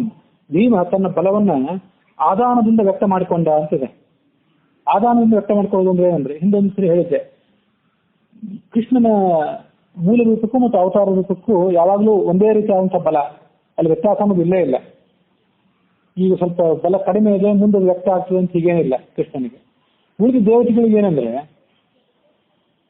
ಅವರು ಮೂಲ ರೂಪದಲ್ಲಿ ಎಷ್ಟು ಬಲ ಇರ್ತದೆ, ಎಷ್ಟು ಜ್ಞಾನ ಭಕ್ತಿ ಆಗಿರ್ತಾವೆ, ಈ ಅವತಾರ ಮಾಡಿದಾಗ ಅಷ್ಟು ಇರೋದೇ ಇಲ್ಲ. ತನಕ ಎಲ್ಲರಿಗೂ ಕೆಲವು ಸರಿ ಅವ್ರು ಇಲ್ಲಿ ಬಂದು ಅದನ್ನೆಲ್ಲ ಕಳ್ಕೊಂಡು ತಮ್ಮ ಮೂಲ ಬಲ ಏನಂತ ಗೊತ್ತಾಗದೆ ಒದ್ದಾಡ್ತಿರ್ತಾರೆ. ಬರೇ ದೈಹಿಕ ಬಲ ಅಲ್ಲ, ತಮ್ಮ ಜ್ಞಾನ ಭಕ್ತಿ ವೈರಾಗ್ಯ ಇತ್ಯಾದಿ ಎಲ್ಲವೂ ಅದಿಲ್ಲದೆ ಆತ ಸಡಪಡಿಸ್ತಿರ್ತಾರೆ ಅವರು. ಹಾಗಾಗಿ ನಾನು ಸನ್ಯಾಸ ಆಗ್ಲಿಕ್ಕೆ ಒಲ್ಲೆ ಅಂತಿದ್ರು ರಾಯರು. ಮುಂದೆ ಸರಸ್ವತಿ ಬಂದು ಅವ್ರಿಗೆ ತಿಳಿ ಹೇಳ್ಬೇಕಾಯ್ತು, ನಿಮ್ಮಿಂದ ಆಗೋ ಕೆಲಸ ಇದೆ ಆಗು ಅಂತ ಹೇಳ್ಬೇಕಾಯ್ತು. ಇದು ದೇವತೆಗಳದು ಮತ್ತು ಕೃಷ್ಣಂದಾಯ್ತು. ನಡುವೆ ಬರುವಂತ ಭೀಮ ಇದ್ದಾನಲ್ಲ ಮುಖ್ಯ ಪ್ರಾಣ, ಅವಂದೇನಂದ್ರೆ ಮೂಲ ರೂಪದಲ್ಲಿರುವಷ್ಟೇ ಬಲ ಇಲ್ಲೂ ಇದೆ, ಆದ್ರೂ ಯಾವಾಗಲೂ ವ್ಯಕ್ತ ಆಗಿರೋದಿಲ್ಲ. ಹರಿಯ ಬಲ ಸದಾ ವ್ಯಕ್ತ, ವಾಯುದೇವ ತನ್ನ ಬಲವನ್ನು ತನ್ನ ಇಚ್ಛೆಯ ಮೂಲಕ ವ್ಯಕ್ತ ಮಾಡ್ಕೊತಾನೆ. ಕೆಲವೊಮ್ಮೆ ಸ್ವಾಭಾವಿಕವಾಗಿ ವ್ಯಕ್ತ, ಕೆಲವೊಮ್ಮೆ ಮೂಲ ರೂಪವನ್ನು ಸ್ಮರಣೆ ಮಾಡಿದ ಕೂಡಲೇ ಅದು ವ್ಯಕ್ತ ಆಗಿರುತ್ತದೆ. ಮೂಲ ರೂಪವನ್ನ ಇಲ್ಲಿ ಭೀಮ ಸ್ಮರಣೆ ಮಾಡಿದ ಕೂಡಲೇ ಆ ಶಕ್ತಿ ಎಲ್ಲ ಮೈಯಲ್ಲಿ ಆವಾಹಿತವಾಯಿತು. 15 ದಿವಸ ಕಾಲ ಆತ ಯುದ್ಧ ಮಾಡಿ ಬ್ರಹ್ಮನ ವರಕ್ಕೆ ಮಾನ್ಯತೆ ಕೊಟ್ಟ ಅಂತಿದೆ. ಬ್ರಹ್ಮ ನೀನು ಯಾರಿಗೂ ಅವಧ್ಯನಾಗಿರುವಂತ ವರ ಕೊಟ್ಟಿದ್ದ, ಹಾಗಾಗಿ ಆ ಬ್ರಹ್ಮನ ವರಕ್ಕೆ ಮಾನ್ಯತೆಯನ್ನು ಕೊಟ್ಟು 15 ದಿವಸ ಯುದ್ಧ ಮಾಡಿ ಮುಂದೆ ಆತನನ್ನು ಕೊಲ್ಲಬೇಕು ಅಂತ ಸಂಕಲ್ಪ ಮಾಡಿದ, ಜರಾಸಂಧನನ್ನು ಕೊಲ್ಲಬೇಕು ಅಂತ ಹೇಳಿ. ಜರಾಸಂಧ ಏನ್ ಹೇಳ್ಕೊಂಡಿದ್ದ ಅಂದ್ರೆ ಭೀಮ ಎಷ್ಟೇ ದೊಡ್ಡ ಪರಾಕ್ರಮಿಯಾಗಿದ್ರು ಕೂಡ ಏನೋ ಒಂದು ಕ್ಷಣವೋ ಅರ್ಧ ಕ್ಷಣವೋ ಭೀಮಸೇನ ನನ್ನ ಮುಂದೆ ನಿಂತಾನ, ಅದಕ್ಕಿಂತ ಹೆಚ್ಚು ನಿಂತು ಈತ ಏನು ಯುದ್ಧ ಮಾಡಬಲ್ಲ ಅಂತ ಭೀಮನನ್ನ ಆತ ಜರಾಸಂಧ ಸ್ವಲ್ಪ ತೃಣಪ್ರಾಯವಾಗಿ ಪರಿಗಣಿಸಿ ಮಾತನಾಡಿದ್ದ. ಅದಕ್ಕೆ ಭೀಮ ಏನ್ ಮಾಡಿದ ಅಂದ್ರೆ 15 ದಿವಸ ಕಾಲ ನಿಮ್ ಜೊತೆಗೆ ನಾನು ಹೋರಾಟ ಮಾಡಬಲ್ಲೆ ಅಂತ ಆತನಿಗೆ ತೋರಿಸ್ಕೊಡೋದು ಬೇಕಾಗಿತ್ತು. 15 ದಿವಸ ನಿಮ್ ಜೊತೆ ಯುದ್ಧ ಮಾಡಿದ್ರು ನನಗೇನು ಆಗಲಾರದು, ನನಗೇನು ದಣಿವಾಗಲಾರದು ಅಂತ ಆತನಿಗೆ ತೋರಿಸ್ಕೊಡ್ಬೇಕಾಗಿತ್ತು. ಅದಕ್ಕಾಗಿ 15 ದಿವಸದ ದಿನ ಮತ್ತು ಹಗಲು ಮತ್ತು ರಾತ್ರಿ ಯುದ್ಧ ಮಾಡಿದ್ರು. ಆಹಾರ ನಿದ್ರೆಗಳಿಲ್ಲದೆ ಯುದ್ಧ ಮಾಡಿದ್ರು ಅಂತಿದ್ರು. ಕೇವಲ ತನ್ನ ಯುದ್ಧ ಕೌಶಲವನ್ನು ತೋರಿದ 15 ದಿವಸದ ತನಕ. ಕೊನೆಯಲ್ಲಿ ಕೃಷ್ಣನ ಆಜ್ಞೆಯಂತೆ ಆ ಬ್ರಹ್ಮನ ವರವನ್ನ ಮಾನ್ಯ ಮಾಡುವುದಕ್ಕಾಗಿ ಕೊಲ್ಲಬೇಕು ಅಂತ ಸಂಕಲ್ಪ ಮಾಡಿದ. ಕಾರ್ತಿಕ ಮಾಸದ ಆರಂಭದಲ್ಲಿ ಆ ಯುದ್ಧ ಪ್ರಾರಂಭ ಆಗಿತ್ತು. ಚತುರ್ದಶಿ ತನಕ ಹೀಗೆ ಯುದ್ಧ ಮುಂದುವರಿಸಿತ್ತು. ಆಮೇಲೆ ಆತನನ್ನು ಕೊಂದ ಅನ್ನೋ ಮಾತಿದೆ.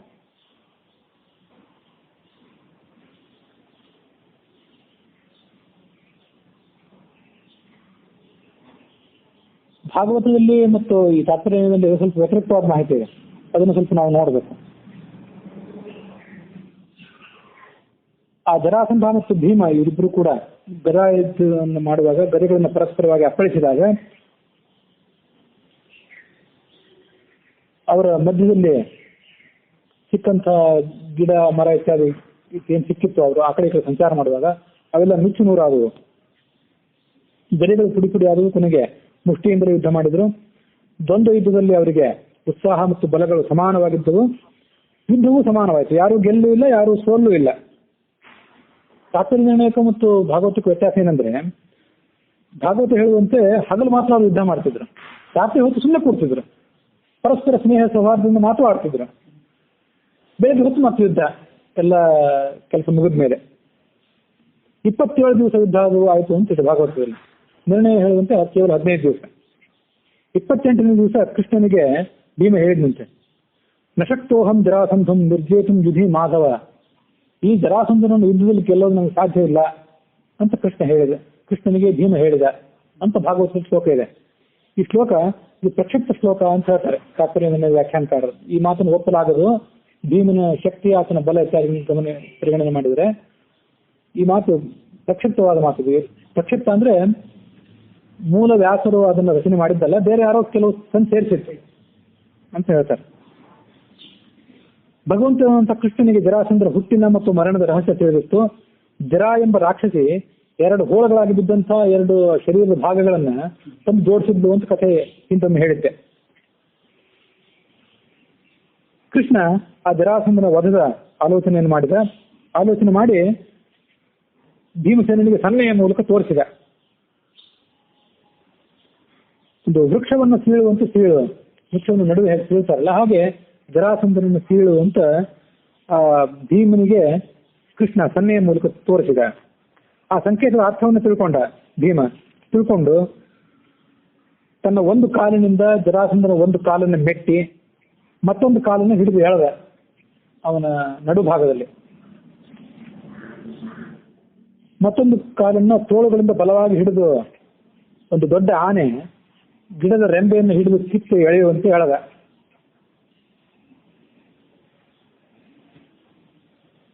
ಹೀಗೆ ಆ ಶರೀರ 2 ಭಾಗ ಆಯ್ತು, ಸರಿಯಾಗಿ 2 ಭಾಗ ಆಯ್ತು. ಈ ಕಡೆ ಒಂದು ಕಣ್ಣು, ಆ ಕಡೆ ಒಂದು ಕಣ್ಣು, ಕಿವಿ, ಕೈ, ಕಾಲು ಎಲ್ಲ ಪ್ರತ್ಯೇಕವಾಗಿ ಈಗ ಭಾಗ ಆಯ್ತು. ಜರಾಸಂಧ ಹೀಗೆ ಸತ್ತು ಹೋದಾಗ ಆತನ ಪ್ರಜೆಗಳು ನಮ್ಮ ರಕ್ಷಕನಾಂತ ರಾಜ ಸತ್ತು ಹೋದ ಅಂತ ಆಕ್ರೋಶ ಮಾಡಿದ್ರು. ಭೀಮಸೇನನ್ನ ಕೃಷ್ಣಾರ್ಜುನರು ಗಾಢವಾಗಿ ಆಲಿಂಗನ ಮಾಡಿದ್ರು. ಕೃಷ್ಣ ಅದಾದ ಬಳಿಕ ಜರಾಸಂಧನ ಮಗನಾಂತ ಸಹದೇವನ ಮಗಧ ರಾಜ್ಯಕ್ಕೆ ಪಟ್ಟಾಭಿಷೇಕ ಮಾಡಿದ ಅಂತ ಭಾಗವತ ಹೇಳ್ತೀವಿ. ನಿರ್ಣಯ ಹೇಳುವಂತ ಮೊದಲೇ ಜರಾಸಂಧ ಮಾಡೇ ಬಂದ್ಬಿಟ್ಟಿದ್ದ. ಅವನಿಗೆ ಸಾಯ್ತೀನಿ ಅಂತ ಖಾತ್ರಿ ಆಗುತ್ತಾನ. ಇತಿಹಾಸದಲ್ಲಿ ಬಂದದ್ದು ಒಂದು ಘಟನೆ ನೆನಪು ಮಾಡ್ಕೋದು. ಶಿವಾಜಿ ಮೇಲೆ ಅಫ್ಜಲ್ ಖಾನ್ ದಂಡೆತ್ತಿ ಬಂದಿದ್ನಲ್ಲ, ಬಿಜಾಪುರದ ಸೇನಾಪತಿ ಆತ. ಶಿವಾಜಿ ಮೇಲೆ ದಂಡೆತ್ತಿ ಬಂದಾಗ ಆತ ತನ್ನದೆಲ್ಲ ವ್ಯವಹಾರ ಮುಗಿಸೇ ಬಂದಿದ್ದಂತೆ. ತನ್ನ ಲೆಕ್ಕ ಎಲ್ಲ ಚಿತ್ತ ಮಾಡಿ ಬಂದಿದ್ದ ಅಂತ ಇತಿಹಾಸ ಹೇಳ್ತದೆ. ಅವನಿಗೆ ನಾನು ಬದುಕುಳಿಯೋದೇನು ಖಾತ್ರಿ ಆಗಿರಲಿಲ್ಲ ಅಫ್ಜಲ್ ಖಾನಿಗೂ. ಯಾಕಂದ್ರೆ ಶಿವಾಜಿನ ಎದುರಿಸು ಅಲ್ಲಿ ತನಕ ಯುದ್ಧ ಮಾಡಿ ಬದುಕುಳಿದವರು ಯಾರು ಇರಲಿಲ್ಲ. ಹಾಗಾಗಿ ತನ್ನ ರಾಣಿಯರಿಗೆಲ್ಲ ಒಂದು ಗತಿ ಕಾಣಿಸಿ ತನ್ನ ಎಲ್ಲ ವ್ಯವಹಾರದಲ್ಲಿ ಚಿತ್ತ ಮಾಡಿ ಆತ ಬಂದಿದ್ದ ಅಂತ ಹೇಳ್ತದೆ. ಹಾಗೆ ಸುಮ್ಮನೆ ನೆನಪಿಗೆ ಬಂತು. ಅಂದ್ರೆ ಅಷ್ಟು ಅದ್ಭುತವಾದ ಶಕ್ತಿ ಇದ್ದವನು ಅಂತ ನಾವು ಇತಿಹಾಸದಲ್ಲಿ ನೋಡ್ತೀವಿ ಶಿವಾಜಿ ಬಗ್ಗೆ. ಹಾಗೆ ಭೀಮಸೇನ ನಿಮ್ಮ ಜೊತೆ ಯುದ್ಧ ಮಾಡೋದು ನಾನು ಇನ್ನು ಹೋಗೋದನ್ನು ತಿಳ್ಕೊಂಡಿದ್ದ ಜರಾಸಂಧ, ಅದಕ್ಕೆ ಪಟ್ಟಾಭಿಷೇಕ ಮಾಡಿ ಬಂದಿದ್ದ. ಆದ್ರೆ ತಾತ್ಪರ್ಯ ನಿರ್ಣಯ ಹೇಳುವಂತ ಆಮೇಲೆ ಆತ ಪಟ್ಟಾಭಿಷಿಕ್ತನಾದ ಸಹದೇವ ಕೃಷ್ಣನ ಕೈಯಿಂದ. ಅದೇ ಒಂದು ಸಂಕೇತ ఉంది. ಅದು ಹುಲ್ಲು, ಇಲ್ಲಿ ಸಂಕೇತ ಅಂತ ಅಷ್ಟೇ ಇದೆ ಭಾಗವತದಲ್ಲಿ. ಯಾವುದು ಹುಲ್ಲು ಕಡ್ಡಿಯನ್ನ ತಗೊಂಡು ಆತ ಮಾಡಿದ್ದಿರ್ಬೇಕು, ಹುಣಸಿ ಗಿಡ, ಅದನ್ನು ತೋರಿಸಿದ. ಈ ತರ ಸೀಳು ಅಂತ ತೋರಿಸಿದ, ಬಿಸಾಕಿದ. ತಾತ್ಪರ್ಯದಲ್ಲಿ ಇನ್ನೂ ಮಾಹಿತಿಗೆ ಬರೋದಿದೆ. ಕಾರ್ತಿಕ ಮಾಸದ ಪ್ರತಿಪತ್ನಂದು ಯುದ್ಧ ಪ್ರಾರಂಭ ಆಯಿತು. ಬಹುಶಃ ಕಾರ್ತಿಕ ಮಾಸದ ಕೃಷ್ಣ ಪಕ್ಷದ ಪ್ರತಿಪತ್ತು ದಿವಸ, ಪಾಡ್ಯ ದಿವಸ ಯುದ್ಧ ಪ್ರಾರಂಭ ಆಗಿರಬೇಕು. ಚತುರ್ದಶಿ ತನಕ ಯುದ್ಧ ಆಯಿತು. ಅಮಾವಾಸ್ಯ ದಿವಸ ಬಲಿ ಕೊಟ್ಬಿಡ್ಬೇಕು ಈ ಜರಾಸಂಧನನ್ನ ಅಂತ ಆಲೋಚನೆ ಮಾಡಿದ ಕೃಷ್ಣನನ್ನ ನಮಸ್ಕಾರ ಮಾಡಿದ ಭೀಮ. ಅರ್ಜುನನ್ನ ಆಲಿಂಗನ ಮಾಡಿ ಆನೆಯನ್ನ ಸಿಂಹ ಹಿಡಿದಂತೆ ಆ ಶತ್ರುವನ್ನು ತಲೆಯಲ್ಲಿ ಹಿಡಿದ. ಕಿರೀಟದಲ್ಲಿ ಅಂತಿದೆ ಅಲ್ಲಿ ಮೂಡುವಲ್ಲಿ ಮಹಾಭಾರತದಲ್ಲಿ. ಅದು ಕಿರೀಟ ಅಂದ್ರೆ ಕಿರೀಟ ಧರಿಸಿ ಯಾರು ಯುದ್ಧ ಮಾಡೋದಿಲ್ಲ, ಮಲ್ಲ ಯುದ್ಧ ಮಾಡ್ತಿದ್ರು, ಅದು ಬೇರೆ. ಹಾಗಾಗಿ ಕಿರೀಟದಿಂದ ರಹಿತವಾದಂತಹ ಶುದ್ಧವಾದಂತಹ ಬರೇ ತಲೆ ಇತ್ತು ಅಂತ ತಿಳ್ಕೊಳ್ಬೇಕು. ಜರಾಸಂಧರ ಬೆನ್ನ ಮೇಲೆ ಮೊಣಕಾಲಿಟ್ಟ, ಸೊಂಟವನ್ನು ಮುರಿದ. ಹಿಂದೆ ಹುಟ್ಟಿದಾಗ ಅವನ ಶರೀರ ಹೇಗಿತ್ತು ಹಾಗೆ ಶರೀರವನ್ನು 2 ಭಾಗ ಮಾಡಿಬಿಟ್ಟ. ಮರ್ಮಸ್ಥಾನದಲ್ಲಿ ಆತನನ್ನು ಹೊಡೆದು ಕೊಲ್ಲಬಾರದು, ಮರ್ಮಸ್ಥಾನ ಅಲ್ಲದೆ ಬೇರೆ ಭಾಗದಲ್ಲಿ ಹೊಡೆದುಕೊಂಡ್ರು ಆತನನ್ನು ಕೊಲ್ಲೋದು ನಮಗೆ ಸಾಧ್ಯ ಇದೆ ಅಂತ ಭೀಮ ತೋರಿಸ್ಕೊಂಡ.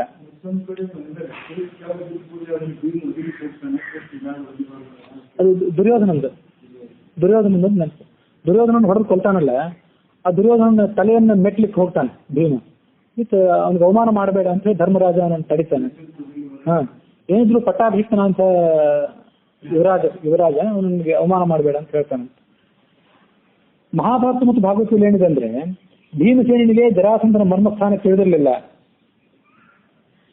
ಮತ್ತು ಭಾಗವತ ಮತ್ತೊಂದು ಪ್ರಕ್ಷಿಪ್ತ ಶ್ಲೋಕ, ಕೃಷ್ಣನೇ ನನಗೆ ಜರಾಸಂಧನನ್ನು ಕೊಲ್ಲೋದು ಸಾಧ್ಯವಿಲ್ಲ ಅಂತ ಭೀಮ ತನ್ನ ದುಃಖವನ್ನು ಕೃಷ್ಣನ ಮುಂದೆ ತೋಡ್ಕೊಂಡ ಅಂತಿದೆ. ಇವೆಲ್ಲ ಪ್ರಕ್ಷಿಪ್ತವಾದಂಥ ಶ್ಲೋಕಗಳು, ಭೀಮನ ಶಕ್ತಿಯನ್ನು ಪರಿಗಣನೆ ಮಾಡಿದ್ರೆ ಅಂತ ತಿಳ್ಕೊಳ್ಬೇಕು. ಕೃಷ್ಣ ಏನ್ ಮಾಡಿದ ಅಂದ್ರೆ ಒಂದು ಹುಲ್ಲು ಕಡ್ಡಿಯನ್ನು ಎರಡಾಗಿ ಸೀವಿ ತೋರಿಸಿದ. ಅದನ್ನು ಕಂಡಂತಹ ಸಂಕೇತವನ್ನು ಅರ್ಥೈಸಿಕೊಂಡಂತಹ ಭೀಮ ಜರಾಸಂಧನನ್ನು ಕಾಲಲ್ಲಿ ಹಿಡಿದು ಎರಡಾಗಿ ಸೀಳಿದ. ಅವು ಮತ್ತೆ ಒಂದಾಗಿ ಸೇರಿದವು. ಜರಾಸಂಧ ಪುನಃ ಯುದ್ಧಕ್ಕೆ ನಿಂತ. ಕೃಷ್ಣ ಆಗ ಹುಲ್ಲು ಕಡ್ಡಿ ಎರಡನ್ನು ಸೀಳಿ ಅದನ್ನ ದೂರ ವ್ಯತ್ಯಸ್ತವಾಗಿ ಮಾಡಿ ಬಿಸಾಕಿದ. ಆ ಸಂಕೇತವನ್ನು ಮತ್ತೊಮ್ಮೆ ಅರ್ಥ ಮಾಡಿಕೊಂಡಂತ ಭೀಮ ಆ ಶರೀರದ ಎರಡು ತುಣುಕುಗಳನ್ನ ವ್ಯತ್ಯಸ್ತ ಮಾಡಿ ಬಿಸಾಕಿದ ಅಂತ. ಹೀಗೆ ಆ ಮಹಾಭಾರತದಲ್ಲಿ ನಾವು ಕಥೆಯನ್ನು ನೋಡ್ತೀವಿ. ಭಾಗವತದ ದಕ್ಷಿಣ ಭಾರತದ ಪಾಠಾಂತರ ಭಾಗವತದಲ್ಲಿ ಹಾಗೆ ಅಂತ ಇದ್ದಿರ್ಬೇಕು. ಕೃಷ್ಣ ಹುಲ್ಲು ಕಡ್ಡಿಯನ್ನು ಸೀಳಿದ್ದು ಯಾಕೆ ಅಂದ್ರೆ, ಭೀಮನಿಗೆ ಸಂಕೇತವನ್ನು ತೋರಿಸಬೇಕು ಅಂತ ಅಲ್ಲ ಅಂತ ಈ ತಾತ್ಪರ್ಯ ನಿರ್ಣಯ ಹೇಳ್ತದೆ. ಮತ್ತು ಭೀಮನಿಗೆ ಆ ಮರ್ಮಸ್ಥಾನ ಏನು ಅಂತ ಕೃಷ್ಣ ತೋರಿಸಿಕೊಡ್ಬೇಕಾಗಿರ್ಲಿಲ್ಲ, ಯಾಕಂದ್ರೆ ಅದೆಲ್ಲ ಗೊತ್ತಿತ್ತು. ಕೇವಲ ಆತನನ್ನು ಹುರಿದುಂಬಿಸೋದಕ್ಕಾಗಿ ಮಾಡಿದ್ದ ಅಂತ ಹೇಳ್ತದೆ. ಭೀಮ ಮರ್ಮಸ್ಥಾನದಲ್ಲಿ ಹೊಡೆಯಲಿಲ್ಲ ಜರಾಸಂಧನನ್ನ. ಯಾಕೆಂದ್ರೆ ಮರ್ಮಸ್ಥಾನದಲ್ಲಿ ಹೊಡೆದು ಕೊಲ್ಲೋದನ್ನು ಯಾರನ್ನು ಕೊಲ್ಬಹುದು. ತೀರಾ ಅಲ್ಪನಾದಂತಹ ಒಬ್ಬ ವ್ಯಕ್ತಿ, ಬಲಿಷ್ಠನಾದಂತಹ ಒಬ್ಬ ವ್ಯಕ್ತಿಯನ್ನ ಮರ್ಮಸ್ಥಾನದಲ್ಲಿ ಹೊಡೆದು ಕೊಲ್ಬಹುದು, ಅದೇನು ದೊಡ್ಡದಲ್ಲ. ಆದ್ರೆ ನಾನು ಮರ್ಮಸ್ಥಾನದಲ್ಲಿ ಹೊಡೆಯಲೇನೋ ನಿನ್ನನ್ನು ಕೊಲ್ಲಬಲ್ಲೆ ಅಂತ ಜರಾಸಂಧನಿಗೆ ಭೀಮ ತೋರಿಸಬೇಕಾಗಿತ್ತು. ಇವು ಮರ್ಮಸ್ಥಾನವೂ ನನಗೆ ಗೊತ್ತಿದ್ರು ಕೂಡ ಮರ್ಮಸ್ಥಾನದಲ್ಲಿ ನಾನು ನಿನ್ನ ಹೊಡಿಬೇಕಾಗಿಲ್ಲ, ಬೇರೆ ಜಾಗದಲ್ಲಿ ಹೊಡೆದುಕೊಳ್ತೇನೆ ಅಂತ ಭೀಮ ತೋರಿಸ್ಕೊಂಡ. ಜರಾಸಂಧನ ಶರೀರ ಮುರಿದಾಗ ಬ್ರಹ್ಮಾಂಡವೇ ಸ್ಫೋಟವಾದಂತಹ ಶಬ್ದ ಕೇಳಿತಂತೆ. 3 ಲೋಕ ನಡಗಿತ್ತು. ಆ ಆರಾಧನೆಯನ್ನ, ಶತ್ರುವನ್ನು ಕೊಂದಂತಹ ಆರಾಧನೆಯನ್ನ, ಆ ಕೃತ್ಯವನ್ನ ಕೃಷ್ಣನಿಗೆ ಅರ್ಪಿಸಿದ ಭೀಮ. ಆ ಭೀಮ ಮಾಡಿದಂಥ ಪೂಜೆಯನ್ನು ಪ್ರತ್ಯಕ್ಷವಾಗಿ ಸ್ವೀಕಾರ ಮಾಡಬೇಕಂತ ಕೃಷ್ಣ ಅಲ್ಲಿ ಬಂದಿದ್ದ. ಪ್ರತ್ಯಕ್ಷಭೂತಂ ನಿಖಿಲ ಮಖಭುಜಂ ತರ್ಪಯಾಮಾಸಿತ ಅಂತ ವಾಯುಸ್ಥಿತಿಯಲ್ಲಿ ಪಂಡಿತಾಚಾರ್ಯರು ಆ ಭೀಮ ಮಾಡಿದಂತಹ ಪೂಜೆಯನ್ನು ವರ್ಣನೆ ಮಾಡ್ತಾರೆ. ಕೃಷ್ಣ ಭೀಮ ಮಾಡಿದಂಥ ಪೂಜೆಯನ್ನು ಸ್ವೀಕಾರ ಮಾಡಿ ಆತನನ್ನು ಗಾಢವಾಗಿ ಆಲಿಂಗನ ಮಾಡಿಕೊಂಡ. ಅರ್ಜುನನು ಕೂಡ ಸಂತುಷ್ಟನಾಗಿ ಭೀಮನ ಬಲವನ್ನು ಪ್ರತ್ಯಕ್ಷ ಕಂಡು ಆತನಿಗೆ ನಮಸ್ಕಾರ ಮಾಡಿದ. ಭೀಮ ಆ ಸೇವೆಯನ್ನು ಮಾಡಿದ್ನಲ್ಲ, ಆ ಸೇವೆಯಿಂದ ಕೃಷ್ಣನಿಗೆ ಎಷ್ಟು ಸಂತೋಷ ಆಗಿತ್ತು ಅಂದ್ರೆ, ಮುಂದೆ ರಾಜಸೂಯ ಯಾಗ ಮಾಡಿ ಇವರೆಲ್ಲ ದೊಡ್ಡ ದಾನ ದಕ್ಷಿಣೆಗಳನ್ನೆಲ್ಲ ಕೊಟ್ಟರಲ್ಲ, ಅಷ್ಟು ಸಂತೋಷ ಅವಾಗಲೂ ಆಗಿರ್ಲಿಲ್ಲ. ಈ ಜರಾಸಂಧನ ಕೊಂದಾಗ ಬಹಳ ಸಂತೋಷ ಆಯ್ತು ಕೃಷ್ಣನಿಗೆ ಅಂತಿದೆ. ಯಾಕಂದ್ರೆ ಮೊದಲಿಂದಲೂ ಯಾದವರನ್ನ ಅವನನ್ನ ತನ್ನ ಶಿಷ್ಯನಾದಂತಹ ಭೀಮಸೇನ ಮೂಲಕ ಕೊಲಿಸಿದ. ತಾವತ್ಯ ಯೋಜಿಕೃತ್ಯ ಕಿಮೋದ ಭಗವನ್ ರಾಜಸೂಯಾಶ್ರಮೇಯತೆ ಅಂತ ವಾಯುಸ್ಥಿತಿಯಲ್ಲಿ ಮತ್ತೊಂದು ಕಡೆ ಅದನ್ನು ನಾವು ನೋಡ್ತೀವಿ. ಬ್ರಹ್ಮಾದಿ ದೇವತೆಗಳೆಲ್ಲರೂ ಸಂತೋಷಪಟ್ಟರು. ಜರಾಸಂಧನ ಮಗನ ಅಂತ ಸಹದೇವ ಇದ್ನಲ್ಲ, ಆತ ಸಜ್ಜನ. ಕೃಷ್ಣ ಭೀಮನಿಗೆ ಆತ ಶರಣಾಗತನಾದ. ಭೀಮನಿಗೆ ತನ್ನ ತಂಗಿಯನ್ನು ಅವನು ಕೊಟ್ಟನಂತೆ. ತನ್ನ ತಂಗಿಯನ್ನು ಕೊಟ್ಟ ಮತ್ತು ರಥವನ್ನು ಕೊಟ್ಟ ಅಂತ ಮಾತಿದೆ. ಕೃಷ್ಣನಿಗೆ ನಮಸ್ಕಾರ ಮಾಡಿದ. ಆ ರಥ ಯಾವುದು ಅಂದ್ರೆ, ಕೃಷ್ಣನೇ ಪರಮಾತ್ಮನೇ ಹಿಂದೊಮ್ಮೆ ದೇವೇಂದ್ರನ ಮೂಲಕ ವಸು ಚಕ್ರವರ್ತಿಗೆ ಕೊಟ್ಟಿದ್ದ. ಉಪರಿಚರ ವಸು ಅಂತ ಆತನಲ್ಲಿ ಆ ರಾಜನ ಬಳಿ ಎಲ್ಲಾ ಕಡೆ ಸಂಚಾರ ಮಾಡುವಂತಹ, ಗಗನದಲ್ಲಿ ಕೂಡ ಸಂಚಾರ ಮಾಡಬಲ್ಲಂತಹ ಒಂದು ದಿವ್ಯವಾದಂತಹ ರಥ ಇತ್ತು ಅಂತ ನಾವು ನೋಡಿದ್ವಿ. ಆ ರಥದ ಕಾರಣದಿಂದಾಗಿ ಆತನಿಗೆ ಉಪರಿಚರ ವಸು ಅಂತ ಹೆಸರು ಬಂದಿತ್ತು, ಮೇಲೆ ಸಂಚಾರ ಮಾಡುವಂತಹ ವಸು ಅಂತ ಹೇಳಿ. ಆ ರಥ, ಆ ಜರಾಸಂಧನೂ ಕೂಡ ಈ ವಸು ಚಕ್ರವರ್ತಿಯ ವಂಶದಲ್ಲೇ ಬಂದವನು. ಇವರೆಲ್ಲ ಚಂದ್ರ ವಂಶದಲ್ಲೇ ಹುಟ್ಟಿದವರೇ, ಜರಾಸಂಧ, ಭೀಮ ಇವರೆಲ್ಲರೂ ಕೂಡ. ಹಾಗಾಗಿ ಜರಾಸಂಧನ ಹತ್ರ ಇರ್ತದ. ಕೃಷ್ಣನಿಗೆ ಆ ರಥವನ್ನ ಭೀಮ ಅರ್ಪಣೆ ಮಾಡಿದ.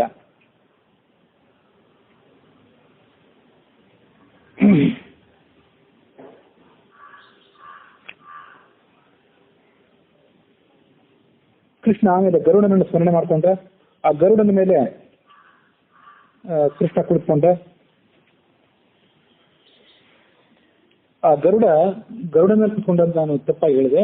ಗರುಡ ಅಲ್ಲಿ ಬಂದದ್ದು ಯಾಕೆ ಅಂದ್ರೆ, ಅವರು ಆ ರಥವನ್ನೇನು ಕೊಟ್ಟಿದ್ನಲ್ಲ ಅವನು, ಆ ರಥದ ಧ್ವಜದಲ್ಲಿ ಬಂದು ಕೂತ್ಕೊಂಡ ಗರುಡ ಅಷ್ಟೇ. ಕೃಷ್ಣ ಪ್ರಯಾಣ ಮಾಡ್ಬೇಕಾದಂತ ರಥ ಅದು. ಕೃಷ್ಣ ಪ್ರಯಾಣ ಮಾಡ್ಬೇಕಾದಂತ ರಥದಲ್ಲಿ ಬೇರೆ ಯಾವುದೋ ಸಾಮಾನ್ಯವಾದಂತಹ ಧ್ವಜ ಇರೋದು ಸಲ್ಲದು. ಅದಕ್ಕಾಗಿ ಗರುಡ ಅಲ್ಲಿ ಧ್ವಜದಲ್ಲಿ ಬಂದು ಸನ್ನಿಹಿತನಾದ. ಆ ರಥವನ್ನ ಭೀಮಾರ್ಜುನ ಮತ್ತು ಕೃಷ್ಣರು ಏರಿದ್ರು. ಭೀಮ ಆ ಕನ್ಯೆಯನ್ನು ಸ್ವೀಕಾರ ಮಾಡಿದ. ಯಾಕಂದ್ರೆ ತಾನು ಮದುವೆ ಮಾಡ್ಕೊಳಕ್ಕಾಗಲ್ಲ. ತನ್ನ ತಮ್ಮನಾದಂತ ಸಹದೇವನ ತಂಗಿ ಸಹದೇವನಿಗೆ, ಜರಾಸಂಧನ ಮಗಳು ಸಹದೇವನ ತಂಗಿ ಏನಿತ್ತಲ್ಲ, ಆಕೆಯು ಕೂಡ ಅಶ್ವಿನಿ ದೇವತೆಗಳ ಮೂಲ ರೂಪದಲ್ಲಿ ಪತ್ನಿಯೇ. ಅವಳನ್ನ ಇವನು ಸ್ವೀಕಾರ ಮಾಡಿದ ಭೀಮ. ತನ್ನ ತಮ್ಮನಿಗೆ ತಗೊಂಡೋಗಿ ಮದುವೆ ಮಾಡಿಕೊಟ್ಟ ಅಂತ ನಾವು ನೋಡ್ತೀವಿ ಕಥೆಯನ್ನು.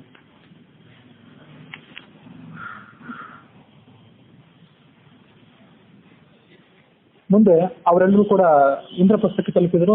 ಅವ್ರು ಮಾಡಿದಂತಹ ಶಂಖದ ಧ್ವನಿಯಿಂದ ಧರ್ಮರಾಜ ಇವರು ಜರಾಸಂಧನನ್ನು ಕೊಂಡು ಯಶಸ್ವಿಗಳಾಗಿ ಬಂದಿದ್ದಾರೆ ಅಂತ ತಿಳ್ಕೊಂಡು ಸಂತೋಷಪಟ್ಟ.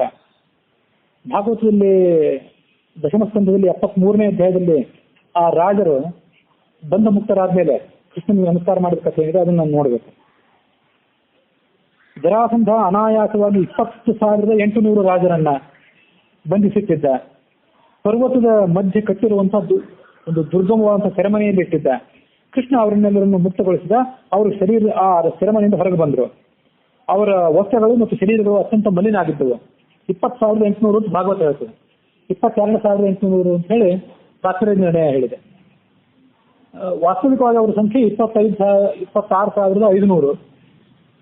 22,800 ಅಂತ ಶಾಸ್ತ್ರೀಯ ನಿರ್ಣಯ ಹೇಳಿದ್ದೇನೆ. ಅದು ಅದರ 86-84ನೇ ಭಾಗ ಅಷ್ಟೇ. ಮೊನ್ನೆ ಹೇಳಿದ್ದೆ. ಹಸಿವು, ಬಾಯಾರಿಕೆ, ತೀವ್ರವಾದಂತಹ ಸಂಕಟಗಳಿಂದ ಅವರೆಲ್ಲರೂ ಕೂಡ ಬೆಂಡಾಗಿದ್ದರು. ಅವರ ಮುಖಗಳು ಬಾಡಿ ಹೋಗಿದ್ದವು. ಕೃಷ್ಣ ತಮ್ಮ ಮುಂದೆ ಬಂದು ನಿಂತದ್ದನ್ನು ಅವರು ನೋಡಿದ್ರು. ಕೃಷ್ಣನ ದಿವ್ಯವಾದಂತಹ ಮಂಗಳ ವಿಗ್ರಹವನ್ನು ನೋಡಿ ಅವರು ತಮ್ಮ ಕಣ್ಣನ್ನು ಮಿಟುಕಿಸದೆ ನೋಡ್ತಾ ಇದ್ರು. ಕೊನೆಗೊಮ್ಮೆ ಆ ಕೃಷ್ಣನ ಪಾದಾರವಿಂದಗಳಿಗೆ ತಮ್ಮ ತಲೆಯನ್ನು ಮುಟ್ಟಿಸಿ ನಮಸ್ಕಾರ ಮಾಡಿದರು. ಆಮೇಲೆ ಅವರನ್ನು ಪ್ರಾರ್ಥನೆ ಮಾಡಿದರು. ಶರಣಾಗತರ ಸಮಸ್ತ ದುಃಖಗಳನ್ನು ಪರಿಹಾರ ಮಾಡುವಂತವನೇ, ನಮ್ಮನ್ನು ನೀನು ಜರಾಸಂಧನ ಕಾರಾಗೃಹದಿಂದ ಮುಕ್ತಗೊಳಿಸಿದ್ದಿ. ಇದೇನು ದೊಡ್ಡದಲ್ಲ. ಈ ಶರೀರ ಎಂದಾದ್ರೂ ಒಂದು ಸಾಯಬೇಕಾದದ್ದು. ಜರಾಸಂಧನ ಕೈಯಲ್ಲೇ ನಾವು ಒಂದು ಸತ್ತಿದ್ರು ಜರಾಸಂಧನ ಸೆರೆಮನೆಯಿಂದ ನಾವು ಬಿಡುಗಡೆ ಆದಂತೆ ಆಗ್ತಿತ್ತು. ಅದನ್ನು ಬಿಡುಗಡೆ ಮಾಡೋದೇನು ದೊಡ್ಡ ಕಷ್ಟದ ಕೆಲಸ ಅಲ್ಲ. ನೀನು ಮಾಡಬೇಕಾದ್ದೇನೆಂದ್ರೆ ನಿರ್ವಿಣ್ಣಾನ್ ಘೋರ ಸಂಸ್ಕೃತೇ, ಭಯಂಕರವಾದಂತಹ ಸಂಸಾರ ಅನ್ನುವಂಥ ಸೆರೆಮನೆಯಿಂದ ನಮ್ಮನ್ನು ಬಿಡುಗಡೆ ಮಾಡು. ಶರಣಾಗತರಾಗಿದ್ದೇವೆ ನಾವು. ಯಾಕಂದ್ರೆ ಸಂಸಾರದ ಕಠೋರವಾದಂತಹ ದುಃಖ ನಮ್ಮನ್ನು ವಿಚಲಿತರನ್ನಾಗಿ ಮಾಡಿದೆ ಅಂದ್ರೆ ಅವರು. ನಮಗೀಗ ಜರಾಸಂಧನ ಬಗ್ಗೆ ಸಿಟ್ಟಿಲ್ಲ ಅಂತಾರೆ ಅವರು. ಯಾಕೆಂದ್ರೆ ಜರಾಸಂಧನ ಸೆರೆಮನೆಯಲ್ಲಿ ಇದ್ದಾಗ ಆ ಜರಾಸಂಧನ ಬಗ್ಗೆ ನಮಗೆ ಸಿಟ್ಟಿತ್ತು. ಈಗ ಆ ಜರಾಸಂಧನ ಮೇಲೆ ನಮಗೆ ಸಿಟ್ಟೇನಿಲ್ಲ. ಯಾಕೆಂದ್ರೆ ಆ ಜರಾಸಂಧ ನಮ್ಮನ್ನು ಅಲ್ಲಿ ಬಂಧಿಸಿಟ್ಟಿದ್ರಿಂದ ನೀನು ಇಲ್ಲಿಗೆ ಬಂದೆ, ನಮ್ಮನ್ನು ಕಾಪಾಡಿದೆ. ಇಲ್ಲದ್ರೆ ನಿನ್ನ ದರ್ಶನ ನಮ್ಗೆ ಯಾವಾಗ ಆಗ್ತಿತ್ತು.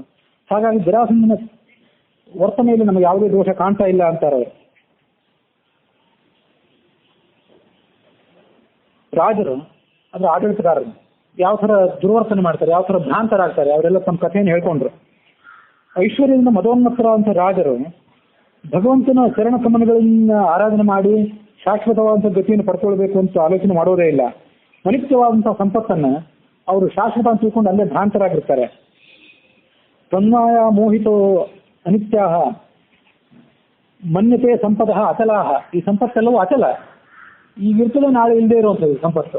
ಆದ್ರೆ ಇಂಥ ಸಂಪತ್ತನ್ನು ಶಾಶ್ವತ ಅಂತ ತಿಳ್ಕೊಂಡು ಅವರು ಭ್ರಾಂತರಾಗಿರ್ತಾರೆ. ಹಾಗೆ ನಮ್ಗೆ ಗತಿ ಆಗಿತ್ತು. ಹಿಂದೆ ನಾವೆಲ್ಲರೂ ಕೂಡ ಧನಮದ ಅಧಿಕಾರ ಮದದಿಂದ ಗರ್ವಿಷ್ಠರಾಗಿಬಿಟ್ಟಿದ್ದೆವು, ಕುರುಡರಾಗಿಬಿಟ್ಟಿದ್ದೆವು. ಹಾಗೆ ನೋಡಿದ್ರೆ ಆ ರಾಜರೆಲ್ಲ ದುಷ್ಟಗಳನ್ನಾಗಿರ್ಲಿಲ್ಲ, ಎಲ್ಲ ಸಜ್ಜನರೇ ಆಗಿದ್ರು. ಆದ್ರೂ ಸಾಮಾನ್ಯವಾಗಿ ಎಲ್ಲ ರಾಜರಿಗೆ, ಆಡಳಿತಗಾರರಿಗೆ, ಅಧಿಕಾರಸ್ಥರಿಗೆ ಇರುವಂತೆ ಅವ್ರಿಗೂ ಒಂದು ರೀತಿ ಮಂಕು ಇತ್ತಷ್ಟೇ. ಅದನ್ನ ಅವ್ರು ತೋರ್ಕೊಂಡ್ರು ಆ ಕೃಷ್ಣನ ಮುಂದೆ. ಭೂಮಂಡಲವನ್ನೇ ಗೆಲ್ಲಬೇಕು ಅಂತ ಪರಸ್ಪರ ಸ್ಪರ್ಧೆ ಮಾಡ್ತಿದ್ವಿ. ಅವನನ್ನು ಗೆಲ್ಲಬೇಕು, ಇವನನ್ನು ಗೆಲ್ಲಬೇಕು, ಪ್ರತಿನಿತ್ಯ ಇದೆ ನಮ್ಮ ಕಾರ್ಯಕ್ರಮ. ಝಂತಃ ಪ್ರಜಾ ಸ್ವಾಹ ಅತಿ ನಿರ್ಘೃಣಾ ಪ್ರಭೋ ಮೃತ್ಯುಂ ಪುರಸ್ತ್ವ ಅವಿಗಣಯ್ಯ ದುರ್ಮದಾಹ. ಪರಸ್ಪರ ನಮ್ಮಲ್ಲಿ ಸ್ಪರ್ಧೆ ಮಾಡ್ತಿದ್ದು ಅಷ್ಟೇ ಅಲ್ಲ, ಬಹಳ ಪ್ರಬಲವಾದಂತಹ ದುರ್ಭರವಾದಂತಹ ಕರವನ್ನ, ಟ್ಯಾಕ್ಸ್ ಅನ್ನು ನಮ್ಮ ಪ್ರಜೆಗಳ ಮೇಲೆ ಹೇರಿ ಅವರನ್ನು ಹಿಂಸಿಸ್ತಾ ಇದ್ವಿ. ಇವೆಲ್ಲ ನಮ್ಮ ಅಕ್ಷಮ್ಯವಾದಂತಹ ಅಪರಾಧಗಳಾಗಿವೆ. ಮುಂದೆ ನೀನಿದ್ದಿ ಕಾಲರೂಪದಿಂದ ಮುಂದೆ ನಿಂತ್ಕೊಂಡು ನಮ್ಮನ್ನು ಯಾವುದೇ ಕ್ಷಣದಾದ್ರೂ ನುಂಗಿ ಮೊನೆಯಲಿಕ್ಕಾಗಿ ನೀನು ತಯಾರಾಗಿದ್ದೆ. ಆದ್ರೆ ನೀನು ನಮ್ಮ ಎದುರಿಗಿದ್ದಿ ಅನ್ನೋದನ್ನ ನಾವು ಮರೆತು ಬಿಟ್ಟಿದ್ದೆವು. ಅಜರಾಮರವತ್ರಾಜ್ಞ ವಿದ್ಯಾಮರ್ಥಂಚ ಸಾಧೆ ಗೃಹೀತೈವ ಕೇಶೇಷು ಮೃತ್ಯುನಾ ಧರ್ಮ ಮಾತರೆ ಅಂತ ಒಂದು ಸಂಸ್ಕೃತದ ಇಲ್ಲಿನ ಒಂದು ಸುಭಾಷಿತ. ಯಾರ ಸುಭಾಷಿತದ ರಚನಾಕಾರ ಅಂತ ನೆನಪಿಲ್ಲ. ಮನುಷ್ಯ ದುಡ್ಡು ಗಳಿಸುವಾಗ ಮತ್ತು ಸಂಪತ್ತನ್ನು ಸಂಪಾದನೆ ಮಾಡುವಾಗ ಒಂದಲ್ಲ ಒಂದು ದಿವಸ ಈ ಶರೀರ ಬಿದ್ದು ಹೋಗಬೇಕಾದ್ದು ಅನಿತ್ಯವಾದ ಶರೀರ, ಯಾತಕ್ಕಾಗಿ ದುಡ್ಡು ಗಳಿಸಬೇಕು, ಯಾತಕ್ಕಾಗಿ ದುಡಿಬೇಕು, ಯಾತಕ್ಕಾಗಿ ಇಷ್ಟೆಲ್ಲ ಒದ್ದಾಟ ಅಂತ ಅನ್ಕೋಬೇಡಿ. ನೀವು ಒಂದು ಚಿರಂಜೀವಿಗಳಾಗಿ ಈ ಜಗತ್ತಿನಲ್ಲಿ ಒಂದು ಇರೋ ಹಂಗಿದ್ದೀರೆ, ನಿಮ್ಗಾಗಿ, ನಿಮ್ಮ ಹೆಂಡತಿ ಮಕ್ಕಳಿಗಾಗಿ, ಮೊಮ್ಮಕ್ಕಳಿಗಾಗಿ, ಮರಿ ಮಕ್ಕಳಿಗಾಗಿ ಯಶಸ್ಸು ಕೂಡಿಡಬೇಕು ಅಂತ ಅನಿಸ್ತದೆ, ಎಲ್ಲ ಕೂಡಿಡಿ. ಅದಕ್ಕಾಗಿ ಪ್ರಯತ್ನ ಪಡಿ, ದುಡ್ಡು ಸಂಪಾದನೆ ಮಾಡಿ. ಆ ದುಡ್ಡು ಸಂಪಾದನೆ ಮಾಡ್ಲಿಕ್ಕೆ ಬೇಕಾದಂಥ ವಿದ್ಯೆ, ತರಬೇತಿ ಅದನ್ನು ಕೂಡ ಪಡ್ಕೊಳ್ಳಿ. ದುಡ್ಡು ಗಳಿಸುವಾಗ ಆ ದುಡ್ಡು ಗಳಿಸಲಿಕ್ಕೆ ಬೇಕಾದಂಥ ವಿದ್ಯೆಯನ್ನ ಪಡ್ಕೊಳ್ಳಿಕ್ಕೆ ಪ್ರಯತ್ನ ಮಾಡುವಾಗ ನಮಗೆ ಸಾವಿಲ್ಲ ಅಂತ ತಿಳ್ಕೊಳ್ಳಿ, ಅದರ ಅಮರ ಅಂತ ತಿಳ್ಕೊಳ್ಳಿ, ಮುಕ್ತಿಲ್ಲ, ಸಾವಿಲ್ಲ ಅಂತ ತಿಳ್ಕೊಳ್ಳಿ. ಆದ್ರೆ ಅದೇ ಕ್ಷಣದಲ್ಲಿ ಒಂದು ಪಂಕ್ತಿಯ ಮೇಲಿನ ನಡಿಗೆಯನ್ನು ಮಾಡಿ ಬ್ಯಾಲೆನ್ಸ್ ಇಟ್ಕೊಳ್ಳಿ, ಜೀವನದಲ್ಲಿ ಸಮತೋಲನ ಕಾಪಾಡ್ಕೊಳ್ಳಿ ಅಂತ ಹೇಳ್ತಾರೆ ಸುಭಾಷಿತ. ಏನಂದ್ರೆ ಬೆಳಗಿನ ಹೊತ್ತಿಗೆ ಧನ ಸಂಪಾದನೆ ಮಾಡ್ಲಿಕ್ಕೆ ಪ್ರಯತ್ನ ಪಡಿ ಮತ್ತು ಜೀವನದಲ್ಲಿ ಒಂದು ಪ್ರತ್ಯೇಕವಾದಂಥ ಕಾಲವನ್ನು ಧರ್ಮಾಚರಣೆಗಾಗಿ ಕೂಡ ಮೀಸಲಿಡಿ. ಗೃಹೀತೈವ ಕೇಶೇಷು ಮೃತ್ಯುನಾ ಧರ್ಮ ಮಾತರೆ, ಅದೇ ಸಂದರ್ಭದಲ್ಲಿ ಧರ್ಮವನ್ನು ಮಾಡಿ. ಯಾಕೆಂದ್ರೆ ಮೃತ್ಯು ನಿಮ್ಮ ಜುಟ್ಟನ್ನು ಕೈಯಲ್ಲಿ ಹಿಡ್ಕೊಂಡು ಕಾಯ್ತಾ ಇದೆ. ಯಾವುದೇ ಕ್ಷಣದಲ್ಲೂ ತಲೆಯನ್ನು ಕತ್ತರಿಸಲಿಕ್ಕೆ ಒಂದು ಕೈಯಲ್ಲಿ ಆ ಮೃತ್ಯುವಿನ ಒಂದು ಕೈಯಲ್ಲಿ ಖಡ್ಗ ಇದೆ, ಮತ್ತೊಂದು ಕೈಯಲ್ಲಿ ನಿಮ್ಮ ಜುಟ್ಟನ್ನು ಹಿಡಿದು ಕಾತಿದೆ.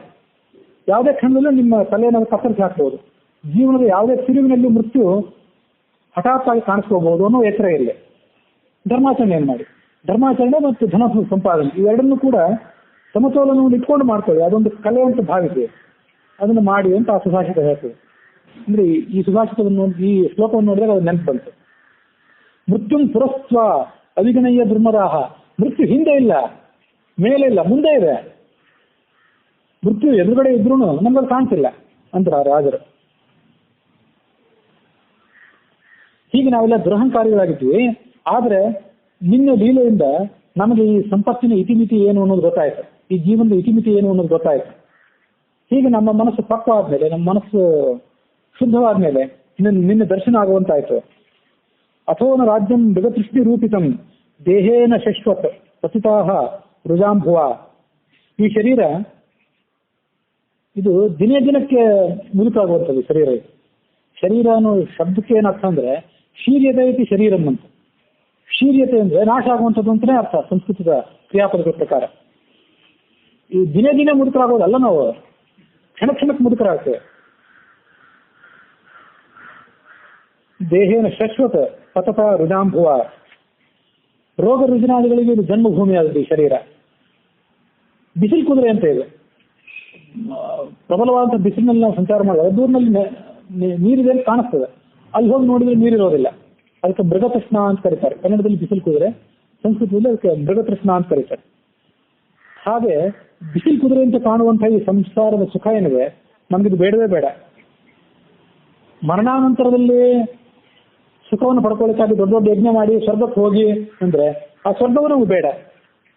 ಯಾಕೆಂದ್ರೆ ಅವೆಲ್ಲವೂ ನಿಸ್ಸಾರವಾಗುತ್ತೆ. ಸಂಸಾರ ಹೇಗೆ ನಿಸ್ಸಾರನೋ ಹಾಗೆ ಆ ಸ್ವರ್ಗವೂ ಕೂಡ ನಿಸ್ಸಾರವಾಗುತ್ತೆ. ಅಲ್ಲಿ ಸಿಗುವಂತಹ ಸುಖ ಭೋಗ ಎಲ್ಲವೂ ನಿಸ್ಸಾರವಾದದ್ದು. ತಮ್ನಃ ಸಮಾಧಿಷು ಉಪಾಯಂ ಏನತೆ ಚರಣಾಬ್ಜಯೋ ಸ್ಮೃತಿರಿ ಯಥಾ ನ ವಿರಮೇ ಅಪಿ ಸಂಸರತಾಮಿಹ. ಭಗವಂತನೇ, ಇಂಥದೊಂದು ಉಪಾಯ ನಮಗೆ ನೀನು ತಿಳಿಸ್ಕೊಡು ಅಂದ್ರೆ ಅವರು ರಾಜರು. ಏನು ಉಪಾಯ ಅಂದ್ರೆ ನಿನ್ನ ಚರಣ ಕಮಲಗಳ ಸ್ಮರಣೆ ನಮ್ಮ ಮನಸ್ಸಿನ ಪಟಲದಲ್ಲಿ ನಿತ್ಯ ಉಳಿದಿರಬೇಕು. ಅದು ಯಾವತ್ತೂ ನಾವು ಮರೆತಿರಬಾರ್ದು. ಅಂಥ ಉಪಾಯವನ್ನು ಹೇಳು. ಯಾಕೆಂದ್ರೆ ಅಂಥ ಉಪಾಯವನ್ನು ತಿಳಿಸ್ಲಿಕ್ಕೆ ಬೇರೆ ಯಾರು ಸಮರ್ಥರೇ ಅಲ್ಲ. ಅಂಥ ಉಪಾಯವನ್ನು ಹೇಳ್ಬೇಕಾದಂಥ ವ್ಯಕ್ತಿ ಯಾರಾದ್ರೂ ನೀನೊಬ್ಬನೇ ಹೇಳಬೇಕು. ಆ ನೆನಪನ್ನು ನಾವು ಹಸಿರಾಗಿ ನಮ್ಮ ಮನಸ್ಸಿನಲ್ಲಿ ಇಟ್ಕೊಂಡು ಮತ್ತೊಮ್ಮೆ ಈ ಸಂಸಾರಕ್ಕೆ ಬಂದು ಸಿಲುಕುವಂತ ಆಗಬಾರ್ದು. ಅಂತ ಉಪಾಯ ಹೇಳು ಅಂದ್ರೆ ಅವರು. ಕೃಷ್ಣಾಯ ವಾಸುದೇವಾಯ ಹರೆಯೇ ಪರಮಾತ್ಮನೇ ಗಣತ ಕ್ಲೇಶನಾಶಾಯ ಗೋವಿಂದಾಯ ನಮೋ ನಮಃ. ಇದನ್ನು ಓದೋ ತನಕ ಈ ಶ್ಲೋಕ ಇಲ್ಲಿದಂತ ನನಗೂ ಗೊತ್ತಿರಲಿಲ್ಲ. ಸಣ್ಣವರಿದ್ದಾಗಿಂದ 6-8 ವರ್ಷದವರಿದ್ದಾಗಿಂದ ಈ ಶ್ಲೋಕ ನಮಗೆ ಬಾಯ್ಪಾಠ ಮಾಡ್ತಿದ್ರು. ಅದು ಭಾಗವತದ ಶ್ಲೋಕ, ಅದು ಈ ಮಹತ್ವದ ಸಂದರ್ಭದಲ್ಲಿ ಬರುವಂತ ಶ್ಲೋಕ ಅಂತ ಗೊತ್ತಿರಲಿಲ್ಲ. ಇದನ್ನು ಓದಿದ್ಮೇಲೆ ಕೂಡ ಮರ್ತು ಬಿಟ್ಟಿದ್ದೆ. ಇದನ್ನು ಓದಿ ಒಂದು ಕೆಲವು ವರ್ಷ ಆಯ್ತು. ಅದಾದ್ಮೇಲೆ ಕೂಡ ದಿವಸ ಶ್ಲೋಕವನ್ನು ಹೇಳ್ತಿದ್ರು, ಇಲ್ಲಿನ ಶ್ಲೋಕ ನಂಗೆ ನೆನಪಿರಲಿಲ್ಲ. ಈಗ ಅದನ್ನ ಒಂದ್ಸರಿ ಇಂಥ ಒಂದು ವಿಶಿಷ್ಟ ಸಂದರ್ಭದಲ್ಲಿ ಹೇಳಿದ್ರಿಂದ ಇನ್ನು ನೆನಪು ಹಿಡಿಬೇಕಷ್ಟೇ. ಪ್ರಣತಾಂ ಕ್ಲೇಶನಾಶಾಯ ಅಂತ ಅಂತಿದ್ವಿ, ಇಲ್ಲಿ ಪ್ರಣತ ಕ್ಲೇಶನಾಶಾಯ ಅಂತಿದೆ. ಅರ್ಥ ಎಲ್ಲ ಒಂದೇ. ಭಗವಂತ ಕೃಷ್ಣನಾಗಿದ್ದಾನೆ, ಎಲ್ಲರನ್ನು ಆಕರ್ಷಿತರನ್ನಾಗಿ ಮಾಡುವಂಥವನು. ವಾಸುದೇವ, ಆತ ವಸುದೇವನ ಮಗ ಆಗಿದ್ದಾನೆ, ಹರಿ ಪಾಪಹರಣ ಆಗಿದ್ದಾನೆ, ಪರಮಾತ್ಮ ಎಲ್ಲರನ್ನು ಮೀರಿ ನಿಂತವನು, ಪ್ರಣತ ಕ್ಲೇಶ ನಾಶ, ನಮಸ್ಕಾರ ಮಾಡಿದಂಥವರ ದುಃಖಗಳನ್ನು ಪರಿಹಾರ ಮಾಡುವಂಥವನು, ಗೋವಿಂದ ಅಂದ್ರೆ ಮೋಕ್ಷವನ್ನು ಕೊಡುವಂಥವನು, ವೇದಗಳಿಂದ ಪ್ರತಿಪಾದ್ಯನಾದಂಥವನು, ಅಂಥವನಿಗೆ ನಮಸ್ಕಾರ. ಕೃಷ್ಣಾಯ ವಾಸುದೇವಾಯ ಹರಯೇ ಪರಮಾತ್ಮನೇ ಪ್ರಣತ ಕ್ಲೇಶನಾಶಾಯ ಗೋವಿಂದಾಯ ನಮೋ ನಮಃ.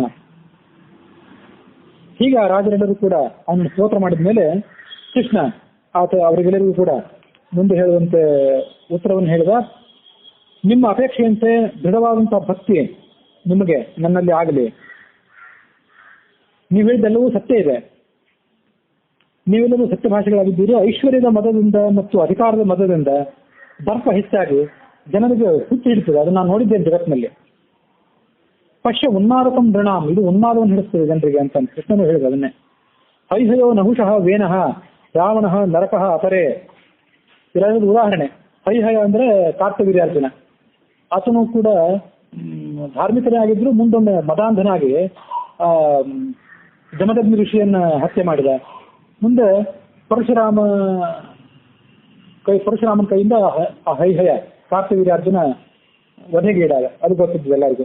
ನಹುಷ ಅವನು ಚಂದ್ರವಂಶದಲ್ಲಿ ಹುಟ್ಟಿದವನು, ದೇವತೆಗಳ ರಾಜನ ಅಂತ ಇಂದ್ರನ ಸಿಂಹಾಸನ ಒಮ್ಮೆ ಖಾಲಿಯಾದಾಗ ದೇವತೆಗಳು ಅವನು ಕೊಂಡು ಅಲ್ಲಿ ಕೂಡ್ತಿದ್ರು, ಸ್ವಲ್ಪ ದಿವಸ ಇಲ್ಲಿ ನಮ್ಮ ರಾಜನಾಗಿರುವಂಥದ್ದು. ಅಂತಹ ಪರಾಕ್ರಮಿ ಅವನು. ಆತ ಇಂದ್ರಾಣಿಯ ಮೇಲೆ ಕಣ್ಣು ಹಾಕಿದ, ಶಶಿದೇವಿ ಮೇಲೆ. ಅದಕ್ಕಾಗಿ ಮದಾಂಧನಾಗಿ ಕಣ್ಣು ಹಾಕಿದ್ದಕ್ಕಾಗಿ ಆತ ಅಗಸ್ತ್ಯ ಋಷಿಯ ಶಾಪಕ್ಕೀಡಾಗಿ ಹೆಬ್ಬಾವಾಗಿ ಭೂಲೋಕದಲ್ಲಿ ಇರಬೇಕಾಯ್ತು. ವೇನ ಋಷಿ ಚಕ್ರವರ್ತಿಯ ಅಪ್ಪ, ಅವನ ಕಥೆಯು ನಿಮ್ಗೆ ಗೊತ್ತಿದೆ. ಎಲ್ಲ ಬ್ರಹ್ಮಜ್ಞಾನಿಗಳಾದವರಿಗೆ ಪ್ರಜೆಗಳಿಗೆ ಸಂಕಟವನ್ನು ಉಂಟು ಮಾಡಿ ಋಷಿಗಳು ಹುಂಕಾರ ಮಾತ್ರದಿಂದಲೇ ಸತ್ತು ಹೋಗ್ಬಿಟ್ಟ. ಅವನು ಭಗವಂತನು ಬೇಕಾಗಲಿಲ್ಲ ಅವನು ಕೊಲ್ಲಿಕ್ಕೆ, ಋಷಿಗಳು ಕೊಂದು ಹಾಕಿದ್ರು. ರಾವಣನ ಕಥೆ ಗೊತ್ತಿದೆ, ನರಕಾಸುರನ ಕಥೆ ಗೊತ್ತಿದೆ. ಉದಾಹರಣೆ ಕೊಟ್ಟ ಕೃಷ್ಣ, ಹೀಗೆಲ್ಲ ಆಯ್ತು ಅಂತ ಹೇಳಿ.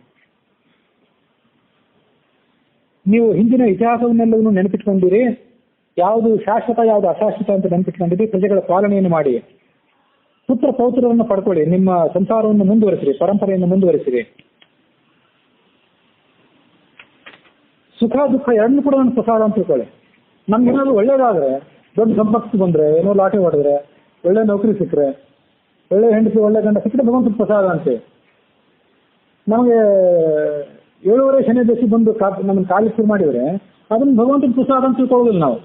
ವಾಸ್ತವಿಕವಾಗಿ ಅದು ಭಗವಂತನ ಪ್ರಸಾದವೇ ಅಂತ ತಿಳ್ಕೊಳ್ಬೇಕು ಅಂತ ಹೇಳ್ತಾನೆ ಕೃಷ್ಣ. ಪ್ರಾಪ್ತಂಚ ಸೇವಂತಹ ಮಚ್ಚಿತ್ತಾಹ ವಿತರಿಷ್ಯಥ. ಶುಭಾಶುಭ ಎಲ್ಲನೂ ಕೂಡ ನಮ್ಮ ಪ್ರಸಾದ ಅಂತಲೇ ತಿಳ್ಕೊಳ್ಳಿ. ದೇಹ ಮೊದಲಾದಂತಹ ಈ ಅಶಾಶ್ವತವಾದಂತಹ ವಸ್ತುಗಳೇನಿದೆ ಇದ್ರ ಬಗ್ಗೆ ಮೋಹ ಹೊಂದಬೇಡಿ. ಹೀಗೆ ನೀವು ಸಂಸಾರವನ್ನು ನಡೆಸಿದರೆ, ಸಂಸಾರವನ್ನು ಓಡಿ ಹೋಗ್ಲಿ ಅಂತ ಹೇಳಿಲ್ಲ ಅವ್ರು ಯಾರಿಗೂ, ಅವನು ನಿಮ್ಮ ಸಂಸಾರ ಮುಂದುವರಿಸ್ರಿ ಅಂದ. ಆದ್ರೆ ಇಂಥ ಒಂದು ಸಮತೋಲನವನ್ನು ಕಾಪಾಡಿಕೊಂಡ್ರೆ ನೀವು ನನ್ನ ತಲುಪ್ತೀರಿ ಅಂತ ಹೇಳಿದ. ಹೀಗೆ ಅವರಿಗೆ ಅನುಗ್ರಹ ಮಾಡಿ, ಅವರಿಗೆ ಸ್ನಾನ ಮಾಡಿಸ್ಲಿಕ್ಕೆ, ಅವರಿಗೆ ಉಪಚಾರ ಮಾಡಲಿಕ್ಕಾಗಿ ಅನೇಕ ದಾಸದಾಸಿಯರನ್ನು ನೇಮಿಸಿದ. ಅವರಿಗೆಲ್ಲ ರೀತಿಯಾದಂತಹ ಕಾಣಿಕೆಗಳನ್ನು ಕೊಟ್ಟ. ಮುಂದೆ ಅವರೆಲ್ಲರೂ ಕೂಡ ಕೃಷ್ಣನ ಅನುಗ್ರಹವನ್ನು ಸತ್ಕಾರವನ್ನು ಪಡೆದು ಸಂತೃಪ್ತರಾದ ತಮ್ಮ ರಾಜ್ಯಗಳಿಗೆ ಅವರು ಹೊರಟು ಹೋದರು. ಅವರು ತಮ್ಮ ರಾಜ್ಯಕ್ಕೆ ಹೋಗಿ ಕೃಷ್ಣ ತಮಗೆ ಮಾಡಿದಂತಹ ಅನುಗ್ರಹವನ್ನು ಸತ್ಕಾರವನ್ನು ವರ್ಣಿಸಿ ಹೇಳಿದ್ರಂತೆ ಜನರಿಗೆಲ್ಲರಿಗೂ. ಕೃಷ್ಣ ಹೇಳಿದಂತೆ ತಮ್ಮ ಜೀವನವನ್ನು ನಡೆಸಿದರು.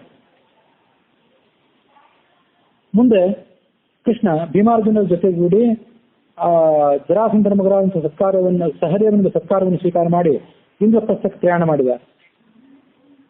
ಅವರು 3 ಜನಗಳು ತಮ್ಮ ಶಂಖಗಳನ್ನು ಓದಿದರು. ಪೌಂಡ್ರಂ ದದ್ಮೋ ಮಹಾಶಂಖಂ ಭೀಮಕರ್ಮ ವೃಕೋದರ ಅಂತ ಹೇಳಿ ಭಗವದ್ಗೀತೆ 1ನೇ ಅಧ್ಯಾಯ. ಭೀಮಸೇನ ಶಂಖ ಯಾವುದಂದ್ರೆ ಪೌಂಡ್ರ ಅಂತ ಹೇಳಿ. ದೇವದತ್ತಂ ಧನಂಜಯ, ದೇವದತ್ತ ಅಂತ ಹೇಳಿ ಅರ್ಜುನನ ಶಂಖ. ಅದೆಲ್ಲ ಭಗವದ್ಗೀತೆಯ 1ನೇ ಅಧ್ಯಾಯದಲ್ಲಿ ಬರೋದು. ಇನ್ನು ಪಾಂಚಜನ್ಯಂ ಋಷಿಕೇಶ, ಕೃಷ್ಣನ ಶಂಖ ಪಾಂಚಜನ್ಯ ಅಂತ ಹೇಳಿ. ಹೀಗೆ ಪಾಂಚಜನ್ಯ, ದೇವದತ್ತ ಮತ್ತು ಪೌಂಡ್ರ ಅನ್ನುವಂಥ ಶಂಖಗಳ ಧ್ವನಿಯನ್ನು ಕೇಳಿದ ಎಲ್ಲ ಜನ ತಿಳ್ಕೊಂಡು, ಇಂದ್ರಪ್ರಸ್ಥದ ಜನ, ಇವರು 3 ಜನರು ಯಶಸ್ವಿಯಾಗಿ ಹಿಂತಿರುಗಿ ಬರ್ತಿದ್ದಾರೆ ಅಂತ ಹೇಳಿ ಯುಧಿಷ್ಠಿರನಿಗೆ ನಮಸ್ಕಾರ ಮಾಡಿ ಆ ಜರಾಸಂಧನ ವಧೆಗಾಗಿ ತಾವು ಮಾಡಿದಂಥ ತಂತ್ರಗಳನ್ನ ಆತನಿಗೆ ವಿವರಿಸಿ ಹೇಳಿದರು. ಜರಾಸಂಧ ಸತ್ತು ಹೋಗಿದ್ದನ್ನು ಕೇಳಿ ಯುಧಿಷ್ಠಿರನಿಗೆ ಹೃದಯ ತುಂಬಿ ಬಂತು. ಆತ ಏನೂ ಮಾತಾಡಲಿಲ್ಲ. ಆನಂದದ ಭಾರದಿಂದ ಆತನ ಕಂಠ ಬಿಗಿದು ಹೋಗಿತ್ತು. ಆತ ಸಂತುಷ್ಟನಾಗಿ ಅವರನ್ನ ಬರಮಾಡಿಕೊಂಡ ಅನ್ನುವಲ್ಲಿಗೆ ಮಹಾಪುರಾಣವಾದಂತಹ ಪಾರಮಹಂಸ ಸಂಹಿತ ಆಗಿರುವಂತಹ ಭಾಗವತದ 10ನೇ ಸ್ಕಂದದ 73ನೇ ಅಧ್ಯಾಯ ಸಮಾಪ್ತ ಆಗಿದೆ.